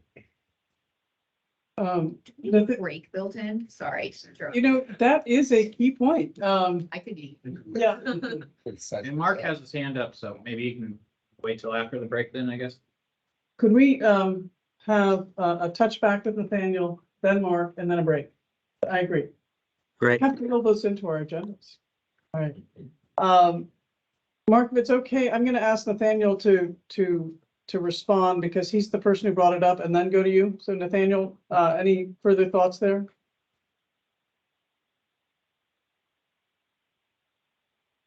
You're muted, Nathaniel. Nathaniel, you're mute. No, I don't have any particular response. I think it's a complex issue. I just want to, and I'm not sure what my own thoughts on it are. I just wanted to raise it to the group. Thank you. Mark? Yeah, so Nathaniel brought up three important points, I think, and the first one was this idea of interactions between targets, and I think that the touchstone here is that this is an illustrative tool that's supposed to help synthesize our information, and I think what he's suggesting could absolutely be true and be important, but I think that's what the text is for in the reports, is that we're going to have to explicate those things in the text and not expect this table to say it all. The second thing was he mentioned the benefit of marginalized communities, and I agree that wording is difficult, and but I think my touchstone here is that we're using expertise that exists, and so maybe intended benefit is what we're looking for. So it may be true that funding tree planting for underserved communities provides an intended benefit to those communities. It may not provide a benefit to every underserved community, and you might want to ask them before you plant trees there. But I think if we're using experts to do this, that we can be saying something usually about the intention of the benefit in a general sense, based not, hopefully less on our experience than others' experiences. And the third thing that he brought up was this efficiency in addition to effectiveness and confidence. And I think that's an important thing. And I don't quite know what to how to respond to that or where to go with that. But I also think that's an important piece of information there. And that's all I had to say. Let us come back and keep going through the table because we just were starting at number one. But why don't we take a 12 to 15 minute break? Okay. For those online, we're gonna take a break. Be back at 12:45. Is that about 12?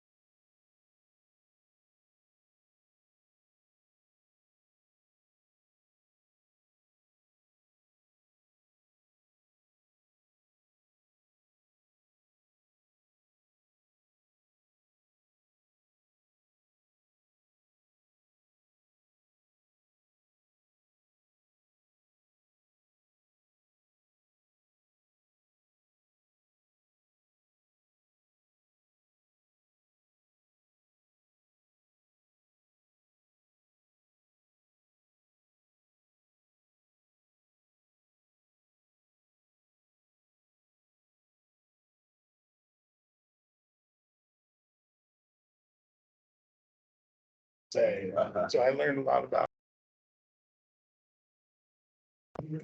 He's here, but she's not here because she's not there. All right, we're off.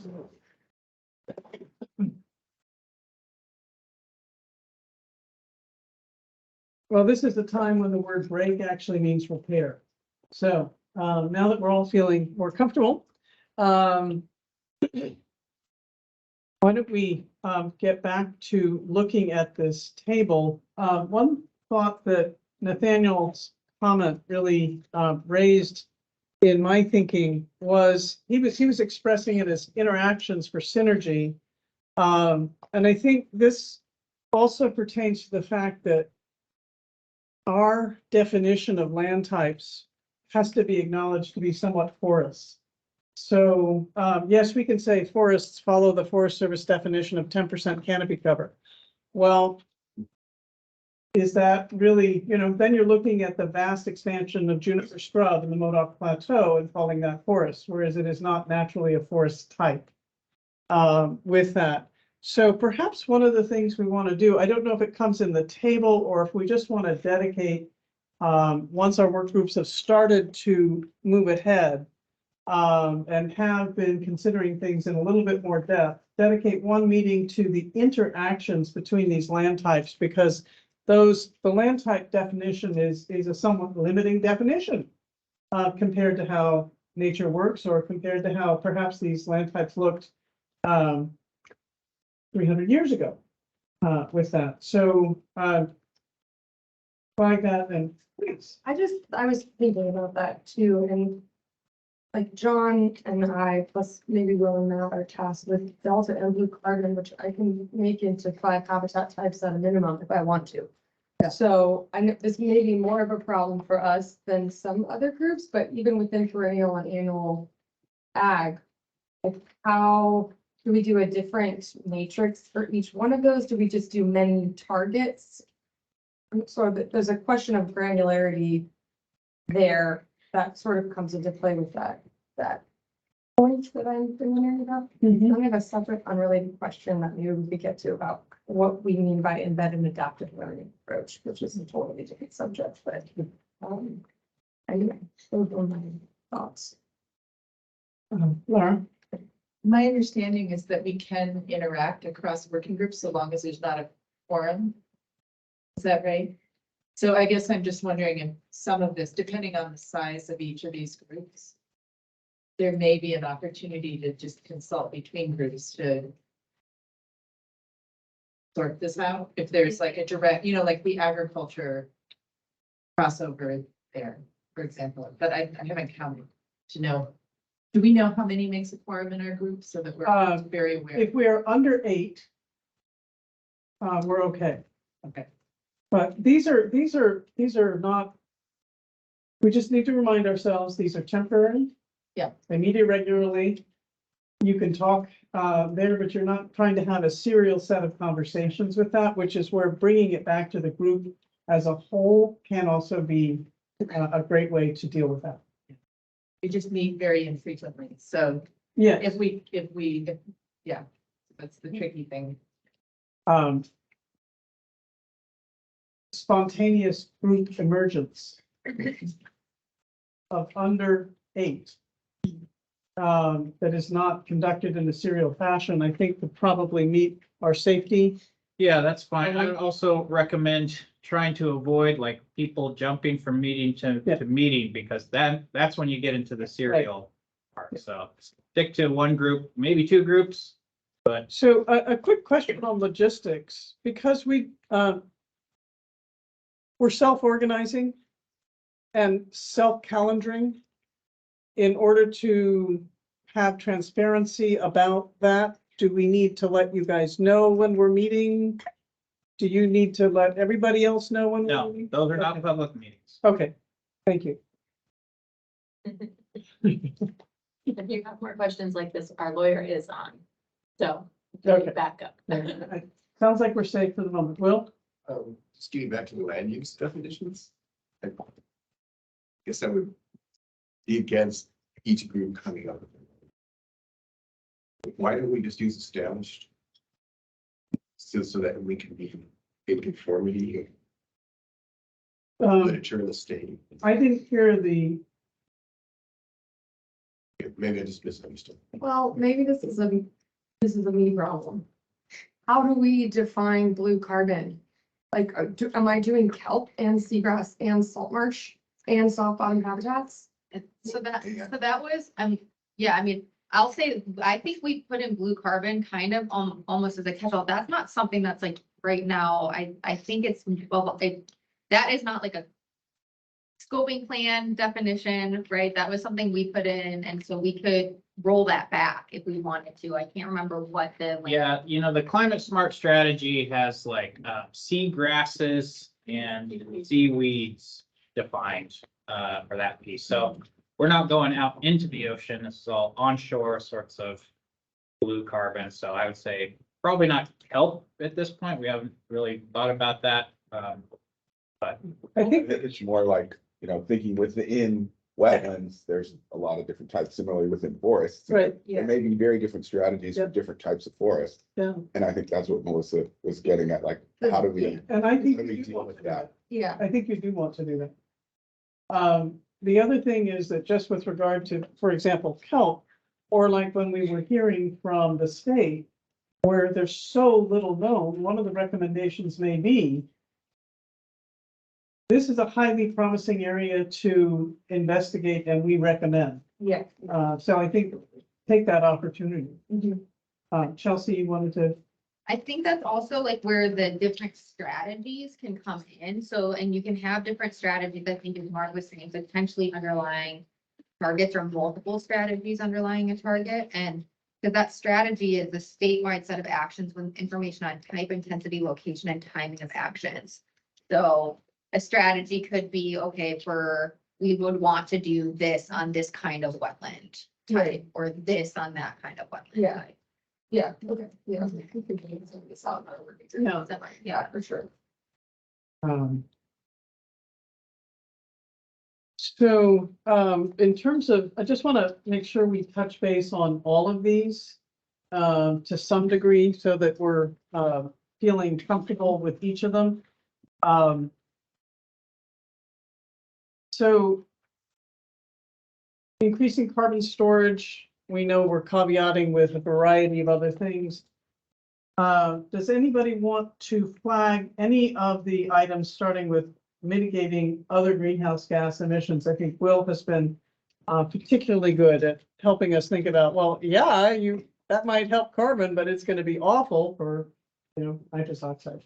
So anybody want to flag anything on the next one? General question, did we agree that we were gonna separate effect size and certainty? So that will be, we'll have like two categories within each ranking. That would be my proposal, is that we go back with co-chairs and try to, we can take a stab at doing that approach, so we can separate the two. I think that would make it clear. I mean, I think it would be useful to at least start with that and see if it's manageable. I mean, if you feel more comfortable doing that, then I'm fine with that. I think that there was an effort to flag these, but if you want to have two columns, sure. Yeah.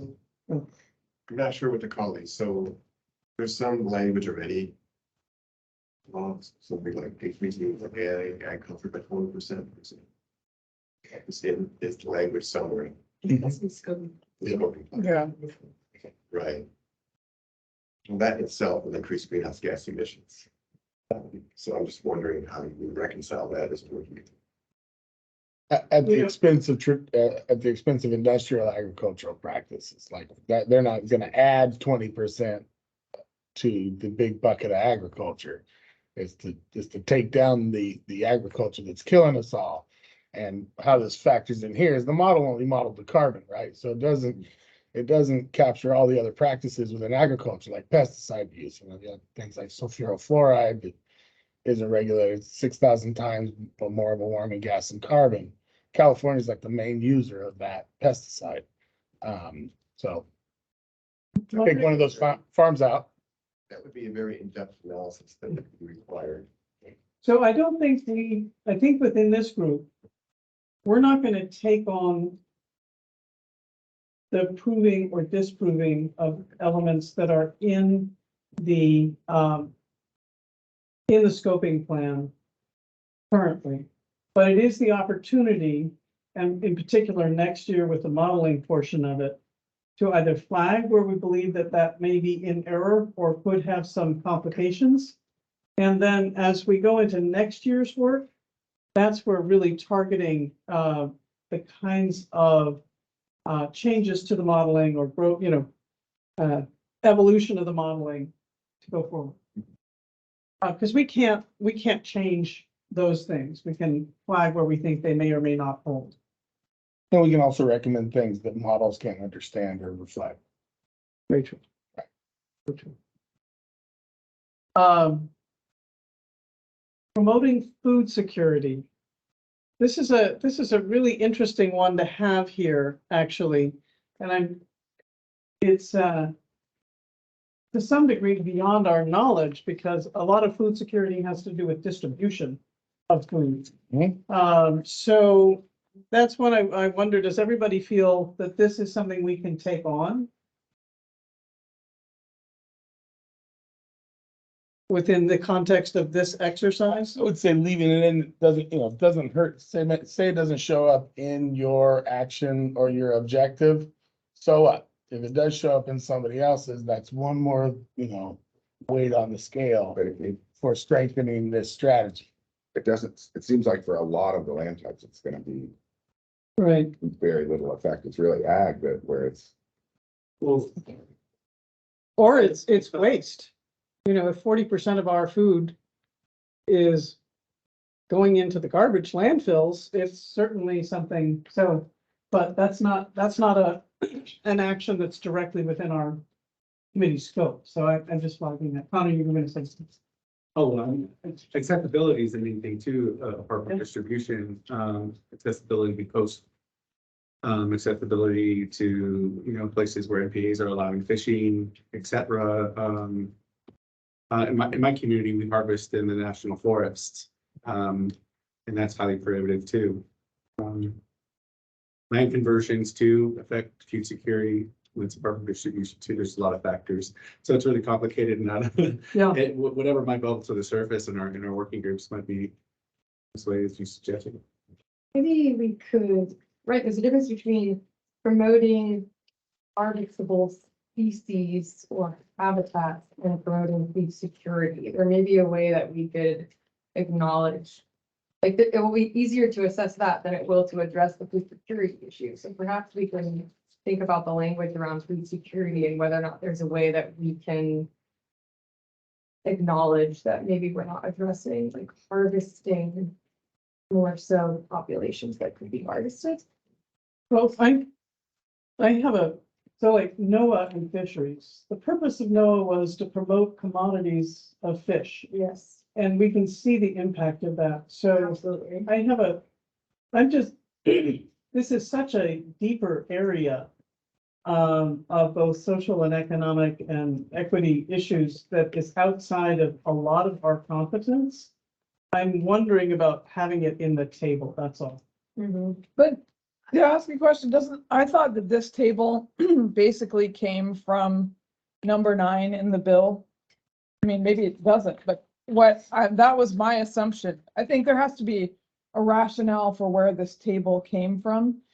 And the bill calls out specific things that are mainly in number 9, strategies that include the state's blah, blah, blah, should also support associated values and benefits. And then it says such as, but most of these things this is the list: food and job security, biodiversity, wildlife habitat, water and air quality. And then there's one on H that says benefit disadvantaged communities.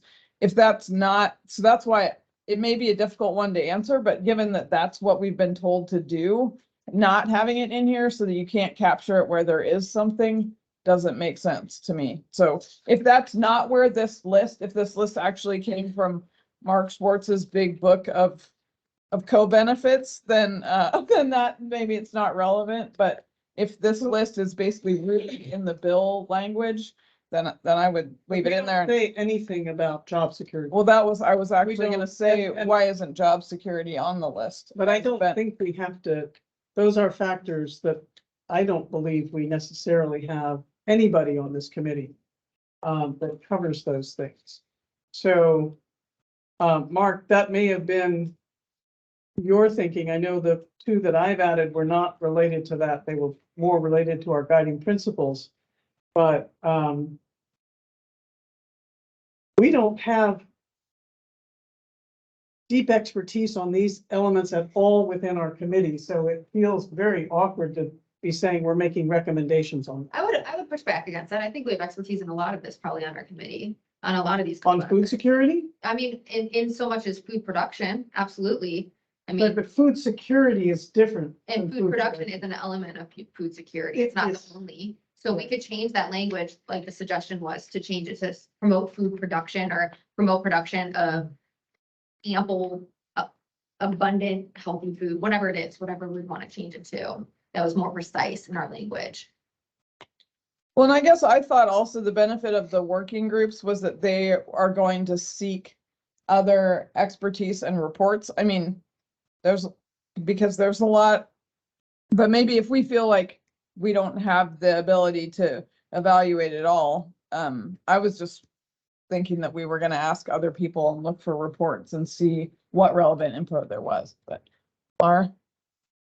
I was just Yeah, gonna say- yeah, well, we're going back and forth on this table, but I think most of these rows actually came from Chelsea and not me, and I think that they did come from something like the legislation. And, normally this is looking a lot like a consequences table where we're supposed to be looking at fundamental objectives down these columns, and we don't have the time, bandwidth, or to work through what we think are our fundamental objectives, nor are we really the right people to do that. That I think using the state's statement about their objectives is the right way to go. And so I think it's important, as Christy said, to use a reference point for the things that we put in there.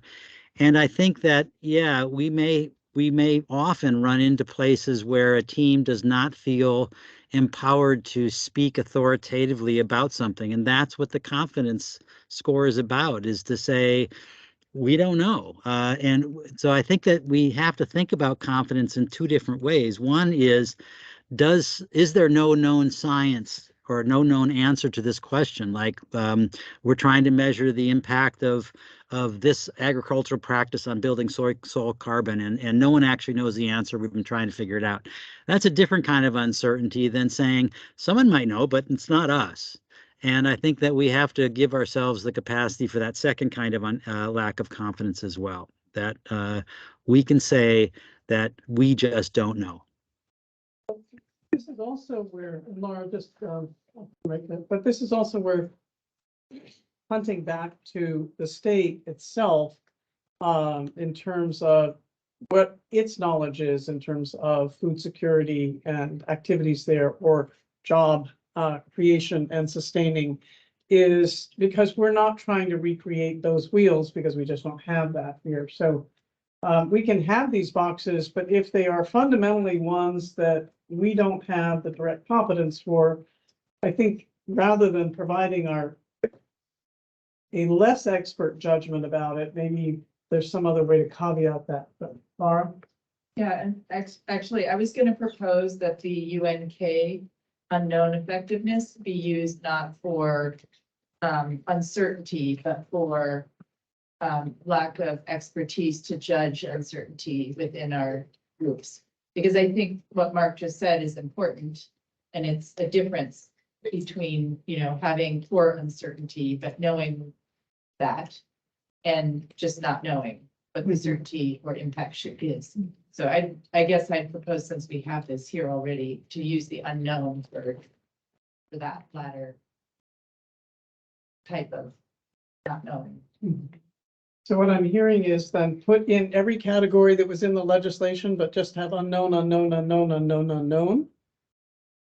I don't think we know whether they're unknown until the working group actually gets together and includes, I mean, the framework's awesome and it lays out the key things that we're all gonna look out, but then it says peer-reviewed literature and we're allowed to ask other people.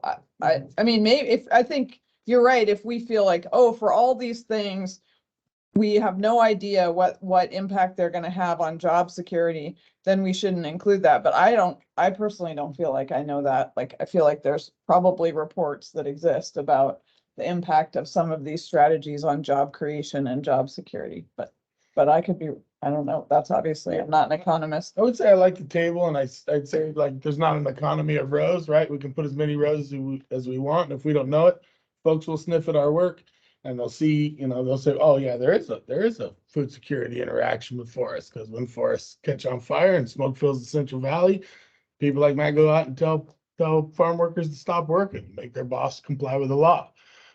So these things will emerge, and this is a way for people to watch our process. But I don't think, like we can't solve these problems. We can just find out what we don't know and what the state has failed to inform us regarding. Because these agencies, as this is a high profile thing, they're going to come out and inform us or rebuke us. And so I think the process is more important than whether or not we're comprehensive up here. Mhm. So do we want to add job security or job creation here? I don't see why not. I mean, the urban and community forest one is a slam dunk for, disadvantaged communities who have low income households being paid to increase their own climate resilience. It's a nexus of co-benefits. And, there's formula for this. We may not all know that, but it doesn't hurt. Having an unknown row or technical assistance needed or whatever as a notation.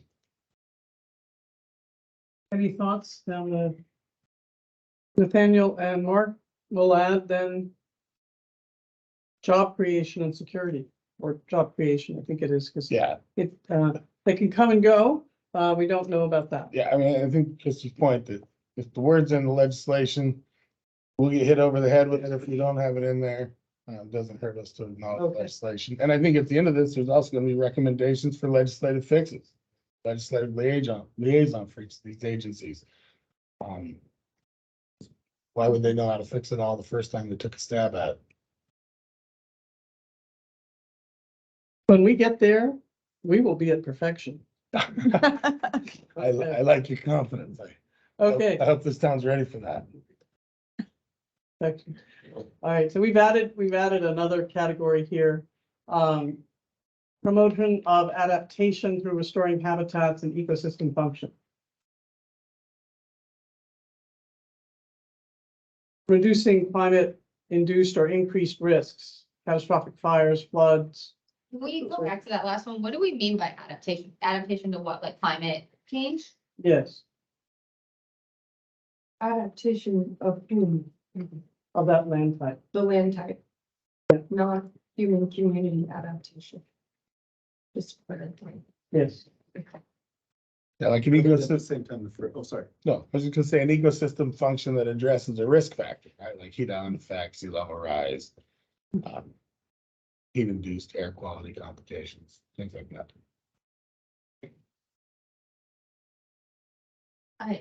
So go ahead, Chelsea. Well, I just wonder, like, thinking a little bit about that row. I mean, I think it's fine. I wonder if it's redundant with the ones that follow, because it's almost like reducing climate-induced or reduce, like, but some of these. It's more about reduce risk to people is I guess what I'm also trying to parse is the reduced climate induced. Reducing the risk, is it the risk to people or risk to the ecosystem? That one is the risk to people. So one of the metaphors, not metaphors, but one of the examples there is that, you keep bringing up smoke from catastrophic fires, and yet one of the elements that is regularly talked about for forests is reintroducing prescribed and managed fire using TEK as part of that, or ITEK as part of that, you still have smoke, but you have less in each event. Yeah. So there's a trade-off there, but it is something that reduces the human health impacts of the catastrophic fire. Many of our lowest economic communities are highly susceptible to floods and sea level rise. These are the kinds of things.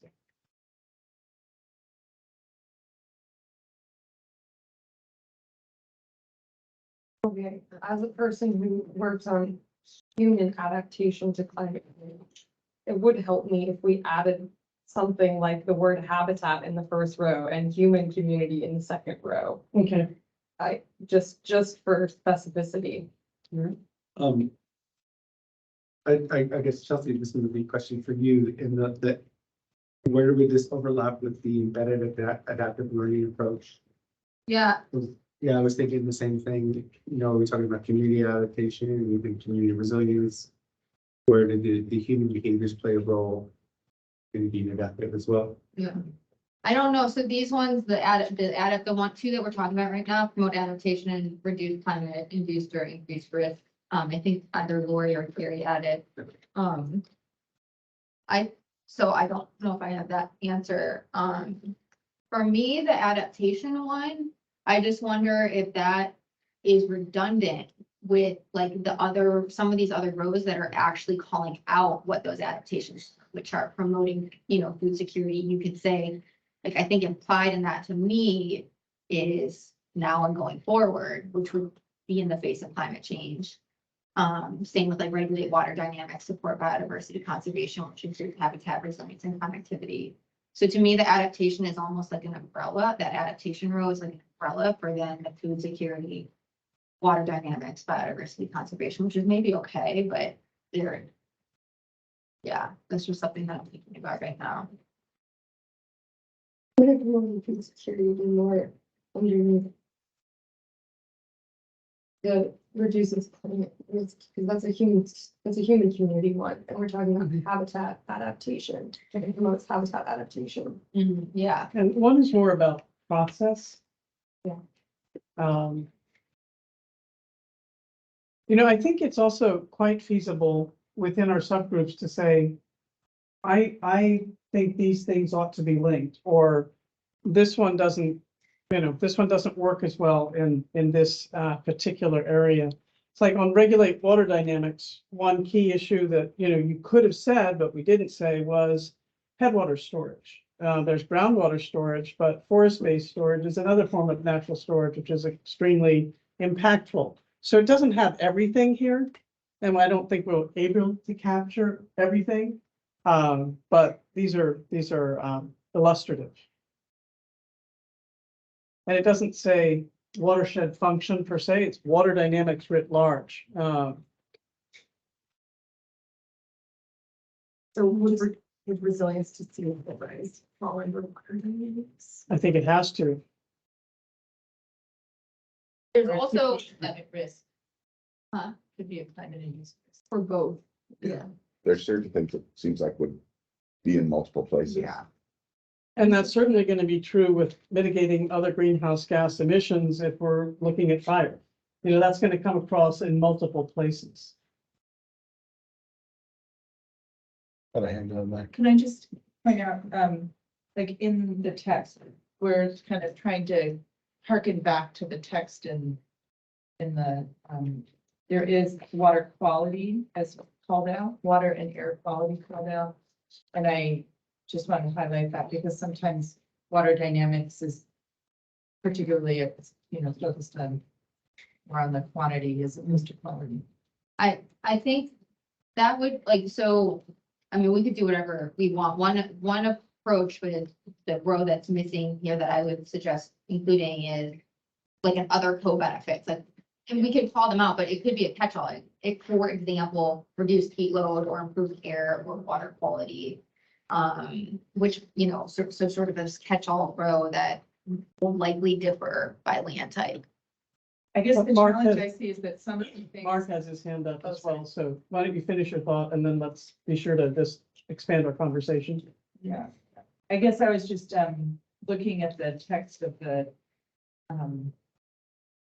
bill or the, charge information, and it says associated values and benefits such as food and job security, biodiversity, wildlife habitat, and water and air quality protection. And so there are a number of things on this enumerated list that, might get under your co-benefits category. So that's where I was not sure how, how much we want to break things out versus consolidate things and have them be appropriate to the strategy as opposed to, addressing each thing specifically for each strategy. I tend to agree with that approach. I don't think we have to go word by word or item by item that is in the legislation per se, but these are items for consideration. Mark? Yeah, thanks. I was just going to suggest that, going back to the 4 pages, that's not very much space to explain ourselves, but I do think that we're all going to be going through this process of saying, okay, target A, regulate water dynamics. What do we mean by this, and what are we answering, and why are we answering it that way? And I think if we plan on writing a short paragraph for every one of these boxes we fill in, that sort of tells us what we are thinking about in terms of that issue, it will be very explanatory. It'll all go into a supplemental information thing, but I think it will help anybody who questions us and says, what were they thinking when they thought about that? And that could be a very helpful backup to explain our thought processes for these things that we may think differently about amongst different groups for pretty good, solid reasons. And then I also wanted to just say I have to leave in 10 minutes, so thanks. It might be useful to try and develop that up front so that we sort of know where we're going, like, what do we mean by this for this particular land type, or how does this connect? So come up with some examples so that we're comparing things in a similar way. So we're not considering, flood risk and sea level rise in one category, and someone else is looking at those issues in another place. Well, they inevitably will, because of the crossover of how this has been designed. Not by us, but just, and that's the nature of working with ecological types per se as well, because they all intersect. To my mind, that's going to come out of the subgroups, and when we're in collective conversation, we can identify that. Can we just confirm though? So I think, Mark, your recommendation was to add, is it an overarching table for like, here are the here's sort of like definitions of these co-benefits? Is that what you were recommending? And then No, no. So what I was thinking is that when let's just look at the regulate water dynamics and thinking about urbanscapes. So I'm not going to be thinking about groundwater recharge or flood risk, but I certainly am going to be thinking about urban water budgets and where you plant trees and how much it costs in water in the urban water budget to maintain those trees and grow them. And maybe that's the right way to think about it. Maybe it's the wrong way to think about it. But if I put some information into that box, and somewhere in the supplemental information, I have just 3 sentences that says the objective of regulating water dynamics with respect to the strategy of planting trees. One of the things we have to worry about is whether cities have the water to water the trees or not, and that should impact where you might deploy that kind of strategy. And then it's telling the audience what criteria we use to fill in some information. And so when we have a 4-pager, you're getting to the high level recommendations of what you think are the effective no regret strategies. But people are going to look at these tables and they're going to say, how did you come to this? And I think we did come to it somehow. And so if we just take some notes on those things, that they will be helpful for post production and thinking about it. This may not need to be an additional appendix. This could also be something that's substantiated in the meeting notes from when we review each other's evaluations in these tables. When we did this in the EJAC, we would have each subgroup present on its project, and folks would interrogate their recommendations, and those comments and questions and explanations from that group would be recorded in the notes on that document. And, not everybody's really going to care as much about why we put 3 pluses or 2 pluses in a column or a row, unless it's controversial. And if somebody wants to figure out how we arrive at that conclusion, we're recording all these. Right. Plenty of folks take notes. People are watching this who know these issues frankly better than many of us. And so we will get their comments, and that's why that's one of the few benefits of this public meeting rigor that Bagley Pete puts us through so brutally. It's true. It's true.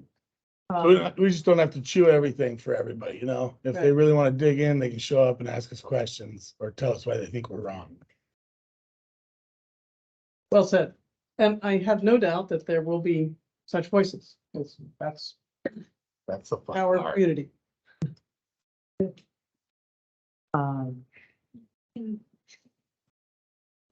the reduced climate and the reduced climate induced or increased risk, could we do that if I'm trying to in real time update this table so that everybody has it when we go forth.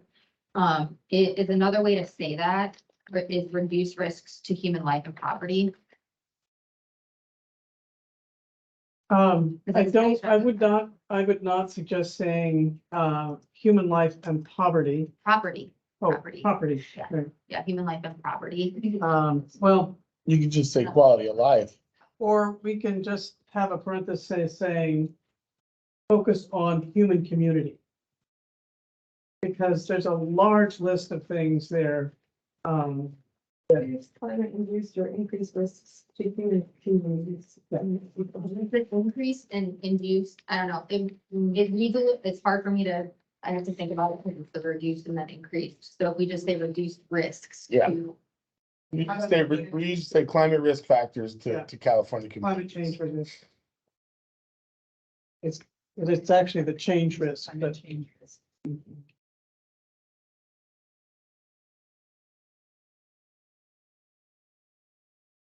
and I know that we don't want to, we're not trying to wordsmith stuff, so we know that, you know, that some of the EGs under like water dynamics are,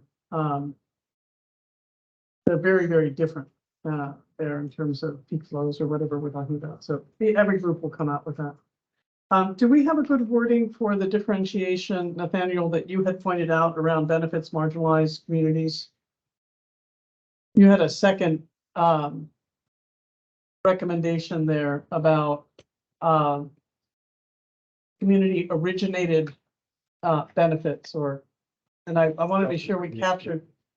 I So, changed it based on, I think, I can't remember who said, so I have right now, I changed it to say intended benefit to marginalized, underserved, or frontline communities. Is what it is. but I wanted to make sure that Nathaniel felt comfortable with that. I'm fine with that. The wording that I'd used was self-determination or capacitating.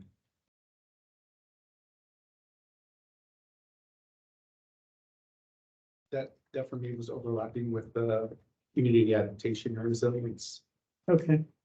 So you, which might be, as far as objectives, is the way that I'm looking at this, as far as our approach. And it would be hard to score, but based off of what Daniel was sharing, and in here, as it reads in the law text, is climate adaptation and resilience. And in my mind, we're talking about how communities build that and foster that. It's not explicit where it says community adaptation and resilience, but I think that that's embedded in that column. And should that be explicit? And I do appreciate Daniel's comment around self-determination. None of this happens unless the community is behind it. And hence buy-in. So I don't know how. Sorry.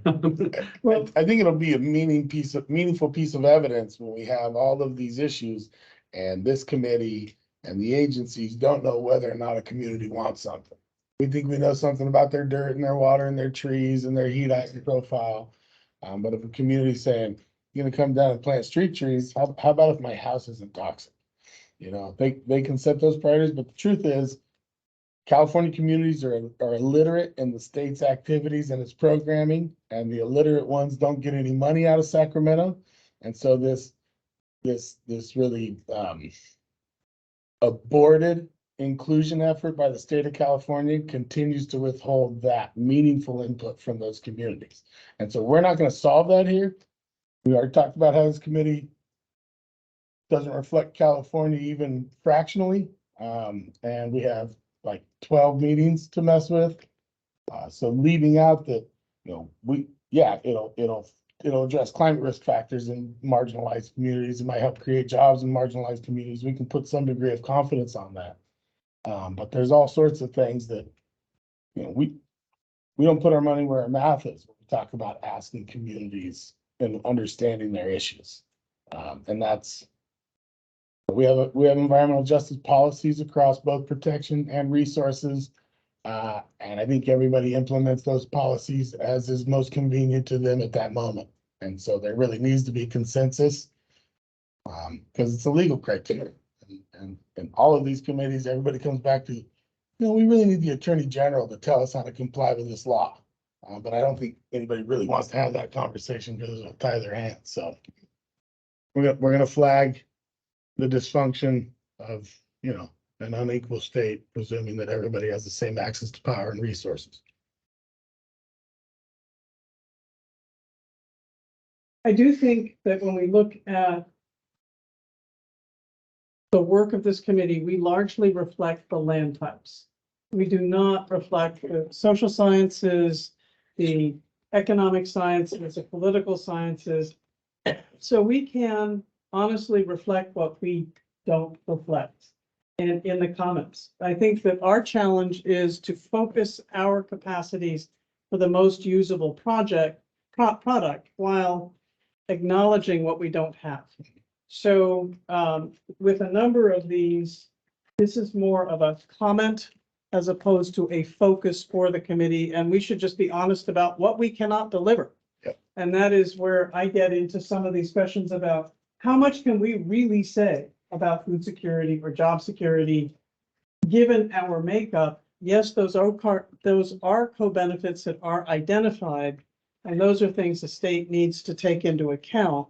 But our own limitations are ones we should just be honest about. Yep. So just from that There'll perspective. be a constellation of issues that we can't address and don't have time to. So we Yes. describe them as overarching issues that were outside of the technical expertise of the working group. Done. Yeah, I think that that's fair. It is outside the, Carrie, Laura, I think what you're also describing is that we'll probably end up having a positionality statement in our report to recognize what you just described. yeah.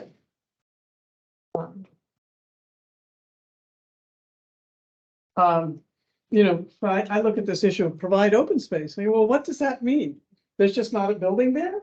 It's a very broad statement.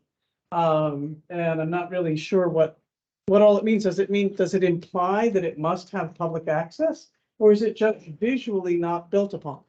And these are elements that I think within our groups, we need to kind of feel free if we want to rejigger these tables to say, here are the top elements we felt competent to assess in the table.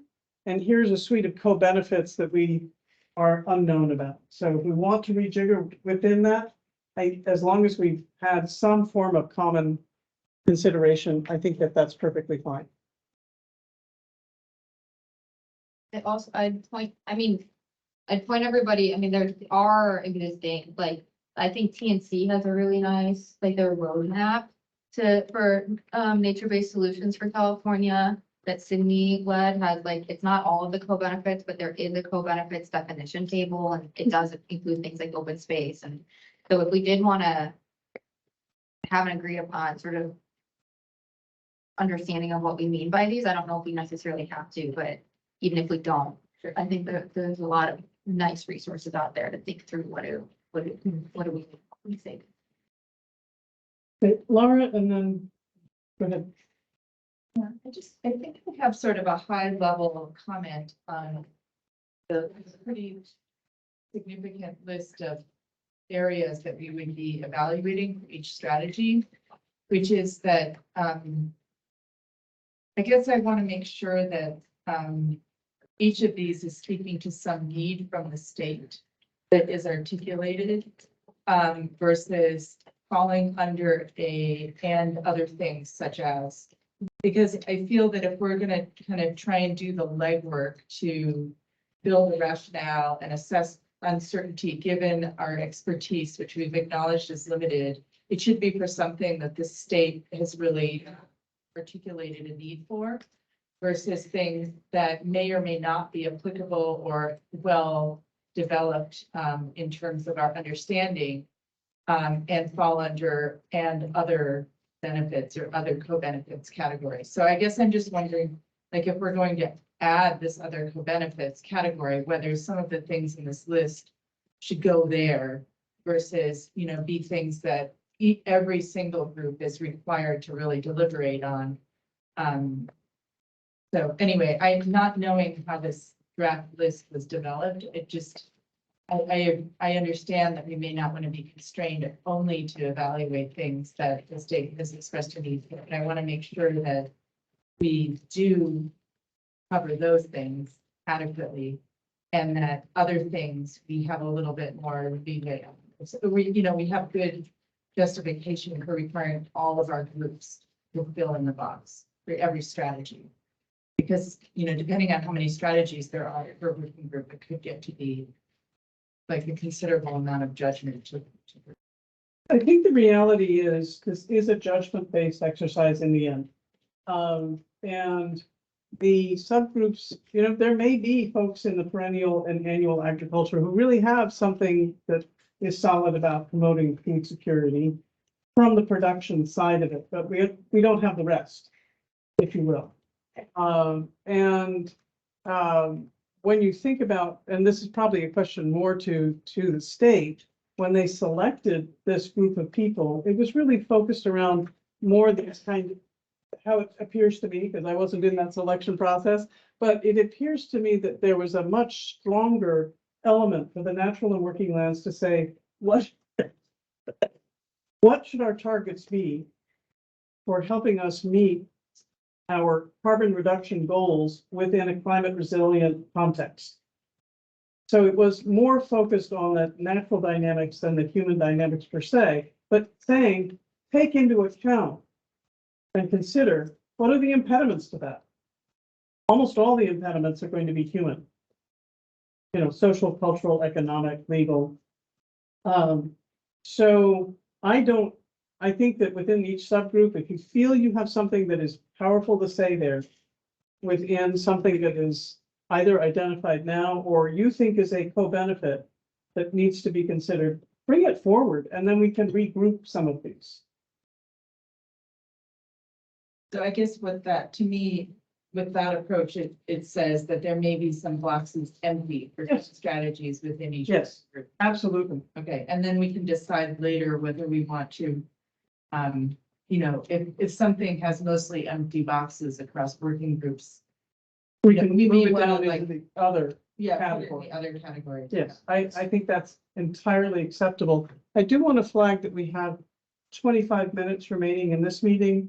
And we do also want to spend some time on the pathways to implementation. But Chelsea, I see that you wanted to say something. I'm sorry, I was not like as actively listening to that exchange, because I probably should have been working on this table, but, in what case would we leave a box empty? I almost feel the opposite. I think I would want to fill out every box. And so I guess, Lori, from your perspective, under what circumstances would we leave a box empty? When we feel we don't have enough expertise to really say anything other than opinion. And Okay, it's so maybe then not that- an that expert case, it would opinion, be but it's just an UNK, opinion. Yeah. We'd say UNK or not, No. because if we didn't consider it. I guess I think that If you the want to put difference- UNK, you can put that, or if your subgroup says we just, this is outside of our competence, we can say OOC. Or we can, I think that I hear that you want to really, really be responsive to everything, and that I think is very important, but I also realize our limitations, that's all. I'm trying to provide a pathway for you on that. Well, I think what I'm just interested in is, are there certain things we should make sure we're responsive to? in this list. Like some of them may be more important than others, and it'd be good if we all knew, but those ones that we absolutely need to not put OOC. Each subgroup, I think, has to look at that.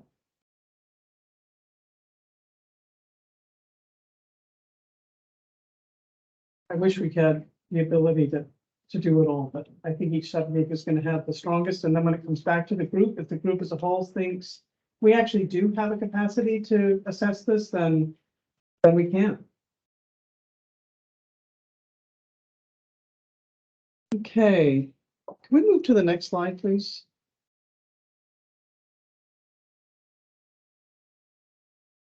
I think we've talked about this already, so this would be then going to the pathways here, and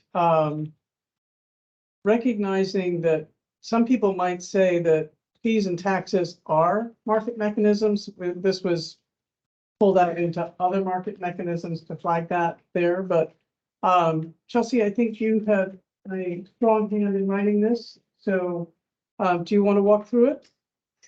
This is, I mean, yeah, I wrote it. This is me trying to pull from guidance I thought I had heard from et cetera, and how you all think about it as well. And it's, just what are the support mechanisms that can help reach these targets? And so, as far as I understand, can be anything that we come up with. So it can be, considering regulations, fees, taxes, or other market mechanisms and incentive programs. It can be bolstering or really like leaning into existing mechanisms, identifying new mechanisms or new mechanisms. I think helpful in that could be, as appropriate, identifying, key players. Maybe it's not calling out specific entities like people or types of nonprofits, but what sectors almost, like whether it's like business, what kind of sectors might really play a large role in supporting pathways. Yeah, I think that's about it. Yeah. I think one thing we probably want to add here, and Matt, this is a nod to what you've been saying, is legislation. Because just to differentiate between the regulatory and the legislative arena, legislation may be needed for some things. Fees and taxes usually require that. So, but one, I would suggest we do want to add that to our list as well. And it's not intended to be a full one, but that is a major mechanism that is there. John? From the discussion previously, I think adding barriers, this would be where we could talk about the barriers that we comment on. Yeah, and we'll find that a lot of those barriers there is a regulation. It's just not enforced because that division isn't fully staffed or it's not a priority. So for barrier, this removing leadership. barrier. Yeah, addressing barriers. Yeah, recommendations for addressing barriers. Do the job you were hired for. Well, to be fair, jobs evolve and understandings of what they mean evolve. So Absolutely. looking down the road in 20 years, people are going to look back at our work and say, how could it's going to work? But that's just what happens in life with that. So Nathaniel and Marion, do you have any thoughts here? Marion? I don't have anything to add. Thank you. Me either. Thanks for asking. Okay. I just want to be sure because it's hard when you're the only ones on the other side there. I think one of the elements that also, we want to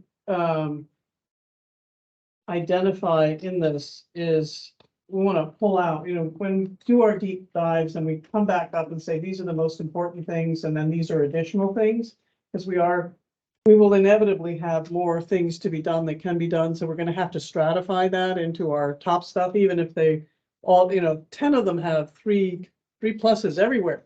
Some of them are going to have other kinds of characteristics. This is also a place where we can say, we think this mechanism is easily introduced. I mean, I use the word easily. But in looking at this, this is part of the efficiency issue of this can be rolled out and scaled in a very feasible, predictable manner. I'm not sure that anything in life is always feasible and predictable, but I think this is where we want to hit that as well. Just quickly, I don't know if this applies to others, and I think I saw we were going to talk about it in one of the earlier agendas, and then we first, I think, legal reasons didn't have to, but so as a federal employee, there will be portions of this that I'll have to recuse myself from. So I don't give advice about state legislation. I don't know if that applies to anyone else. And this also might be a place where in the supplementary material, and maybe we can ask the solicitor where we would want to put conflict of interest statements, because if some of us are potentially going to receive grants from, if we're advising, saying like, oh, I think a great way to do this would be a grant program, and some of us are potentially going to then receive those monies, that's like something you would want to characterize in a conflict of interest statement. But is that something that typically will go into an appendix, or how does that Put get into? anything you want in the appendix. But I'm asking from a typical, he's raised a good point about that. I think that's important. Yeah. The question about just differentiating like pathways versus recommendation. Because it would seem to me that maybe there's a little bit of a gray area there where identifying what could be done versus saying what should be done. And I wasn't sure whether the expertise of our federal members could be brought to bear on what could be done, but just not on what should be done. The legislation, I'm just curious. I can look into it more. I'm pretty sure I'm not allowed to give recommendations about what, like the targets will be fine. And it's, I'm only one member, you know, there's 2 other people in the group, but, and I can pursue that with my own. And I think am I the only federal employee? No, Carrie. Okay. So we can look into that. Is Debbie not with NRCS? Or she, UCN. She's co-op extension, but funded, okay. You are able to say the current legislation does not address this. That's right. Yeah. Just saying. And it's not, I don't see it as a major issue. I just wanted to get it, like, it can go in the appendix. But I do think we should consider conflict of interest statements. So Laura, does that address your question? Yeah. See. Okay. And the last section on references, I'm just gonna move us there so we have some time for public comment.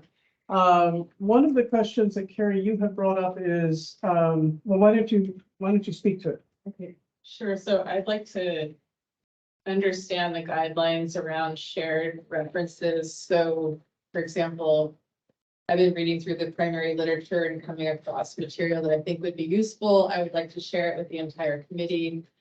Are there any restrictions on doing so underneath the Bagley-Keene guidance? It doesn't seem like to me that it would. It's just a repository where we would throw the references under different categories that we think could be useful for the committee, and the committee can decide, or the subgroups can decide if they want to use them. That's my proposal. Well, I think Heather could chime in. I think anything we share with the entire committee, we post online, so. That's the only, That's fine. That's fine. and if it's just a reference, we can just put a list of references online. You don't necessarily have to share a whole document, and we have to post a whole document, right? So. Yeah, I mean, it's just like a PDF of, you know, plant and soil journal or something like that. You know, that you would not necessarily have access to it unless you had access to the library system. That's why I would do that.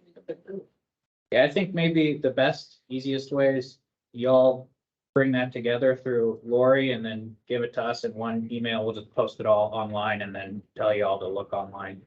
Okay. Thank you. Well, that's 2 sets of tasks. One is speakers, that you're gonna be making a recommendation, and then the other is these references with that. With that, I think it's time to turn to public comment, and I think, Jen, you were going to run the public comment? I have one question before we do. Okay, Chelsea. For, so we have this template to share, I think, with the sub working groups, like that we just walked through, so that everybody has it. How do we share that out?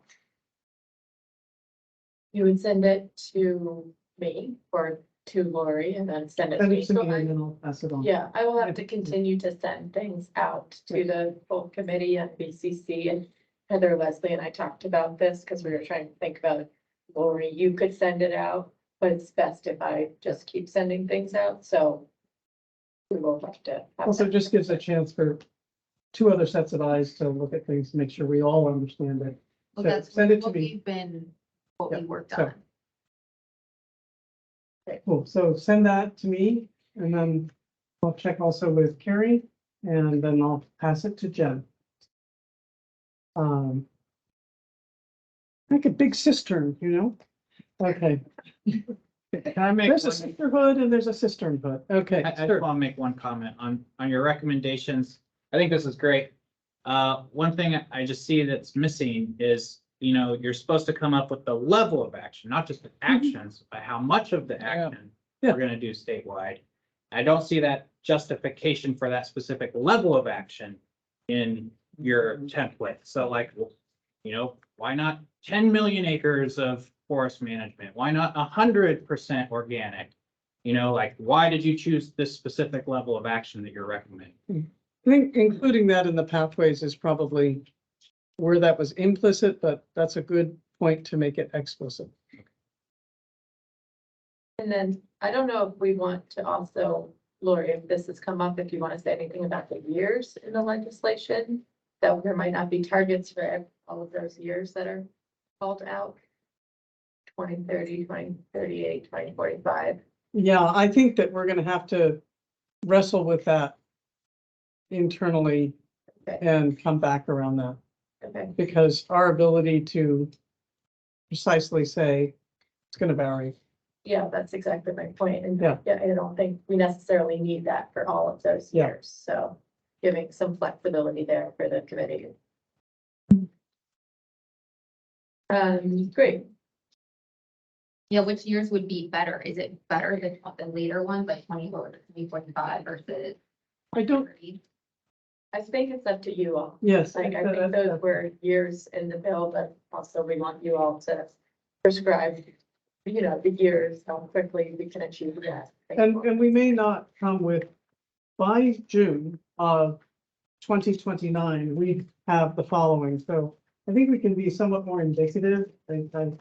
I realize that we have a lot more freedom on some level than the agencies do, but to carry that out with respect to what was put into the legislation and the thinking behind that.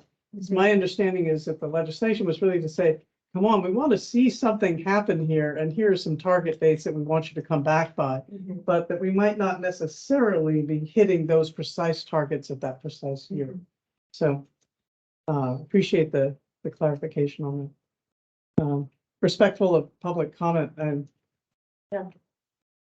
So, I guess, do you want to start? Yeah, sure. If there's any public comments, in the room, Sandra? No, okay.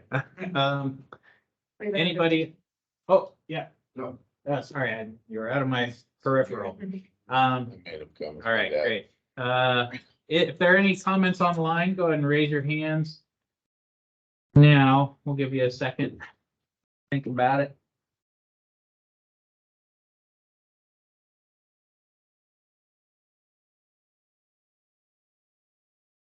All right, no public comments. well, So I think the last item on the agenda, Lori, is to kind of talk about next steps, future meeting agendas, closing. So any wrap up if you want to all have there. I really, maybe you could just share, I'm still kind of confused about how I'm gonna address this embedded adaptive learning approach one in the table. And that's a good point. I don't know how I would do it.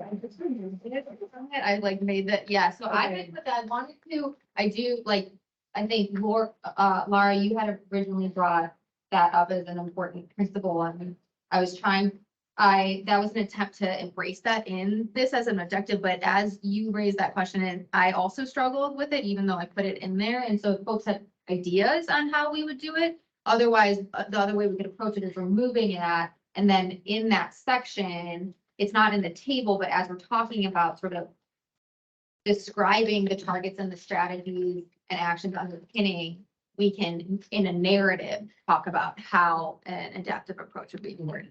Yeah. I think that makes sense because we are recommending targets and levels of action. And embedding a learning approach in a target. I mean, I think we all want to learn from each of these, but Lara, will you accept that? Removing it from the table and people can consider it within their conversations, the discussions within the subgroups. Yeah, I think that's fine. I think it's hard to use certain density ranking and all that. Doesn't really, it's not a good fit. Well, Well, it's actually an important concept because it's about critical learning. And we embed in our recommendations how success is met, and if it's not met, what would be the outcome? full collapse of entire systems within the, Because that's critical learning, right? Identify the problem, gather information, develop a plan, assess the plan. that's not our charge. Okay. I'm not saying it's not a good thing to do, but it is not our charge. And so I think the degree to which you can, include that in your narrative, that's helpful.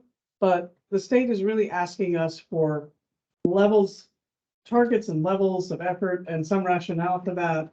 They're not saying, they say identify mechanisms but we can certainly have a closing or cross-cutting statement that says we believe that having a system for evaluating success and applying adaptive management and learning is extremely useful. I'll just throw on top of that, I think if there are any particular strategies where we have a lot of uncertainty and we feel it's particularly important to approach it with that mindset, I think that would be a great thing to call out in second. Good point. There's an example of this in the 1750 or the AB 617 law, which is that it has to be in AB 32. It has to be reviewed every 5 years by it has to be reviewed by an environmental justice advisory committee, but that the agency actually has to evaluate it and rewrite a blueprint. Right, the blueprint adds updated recommendations to all of it. So putting in when we put in our years, say every 5 years, check in on this. And maybe check in on the people that you're doing it to in years 1 and 2 and 3, instead of showing up in year 5 and telling them what you and industry decided on before you met with any of the communities. That's kind of, working with people early and often, I think, is a simple enough comment to put in there to capture adaptive learning, but also telling the government to be creative. They don't get to do that, right? They do it themselves.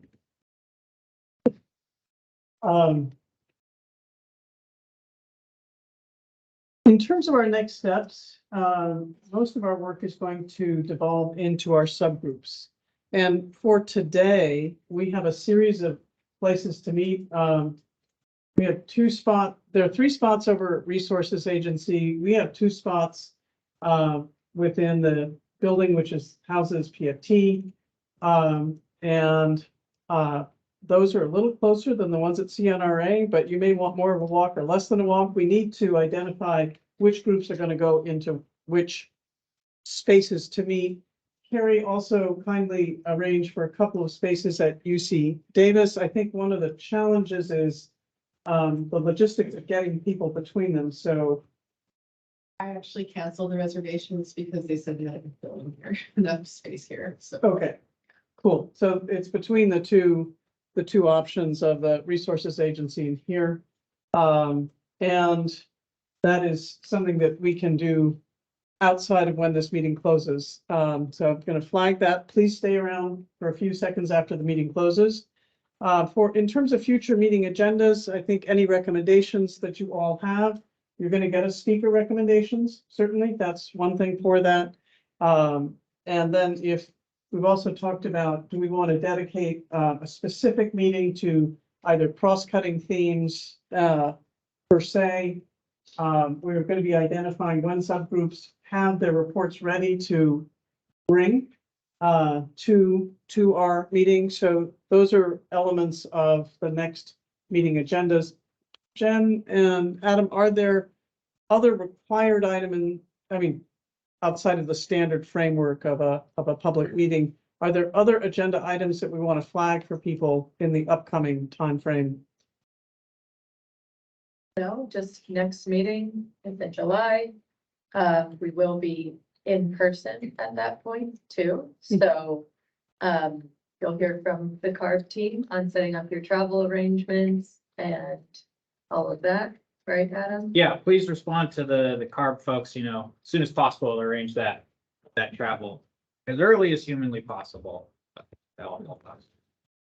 And that does give us a little over a month to make some real progress in each of our subgroups. So hopefully that will happen. I know this also intersects with people's summer vacations. And that's a little bit of a challenge between here and through August. But within the subgroups, I think the degree to which today you can identify, how you're going to coalesce and move work forward so that we have something solid to bring forward potentially in July would be very helpful.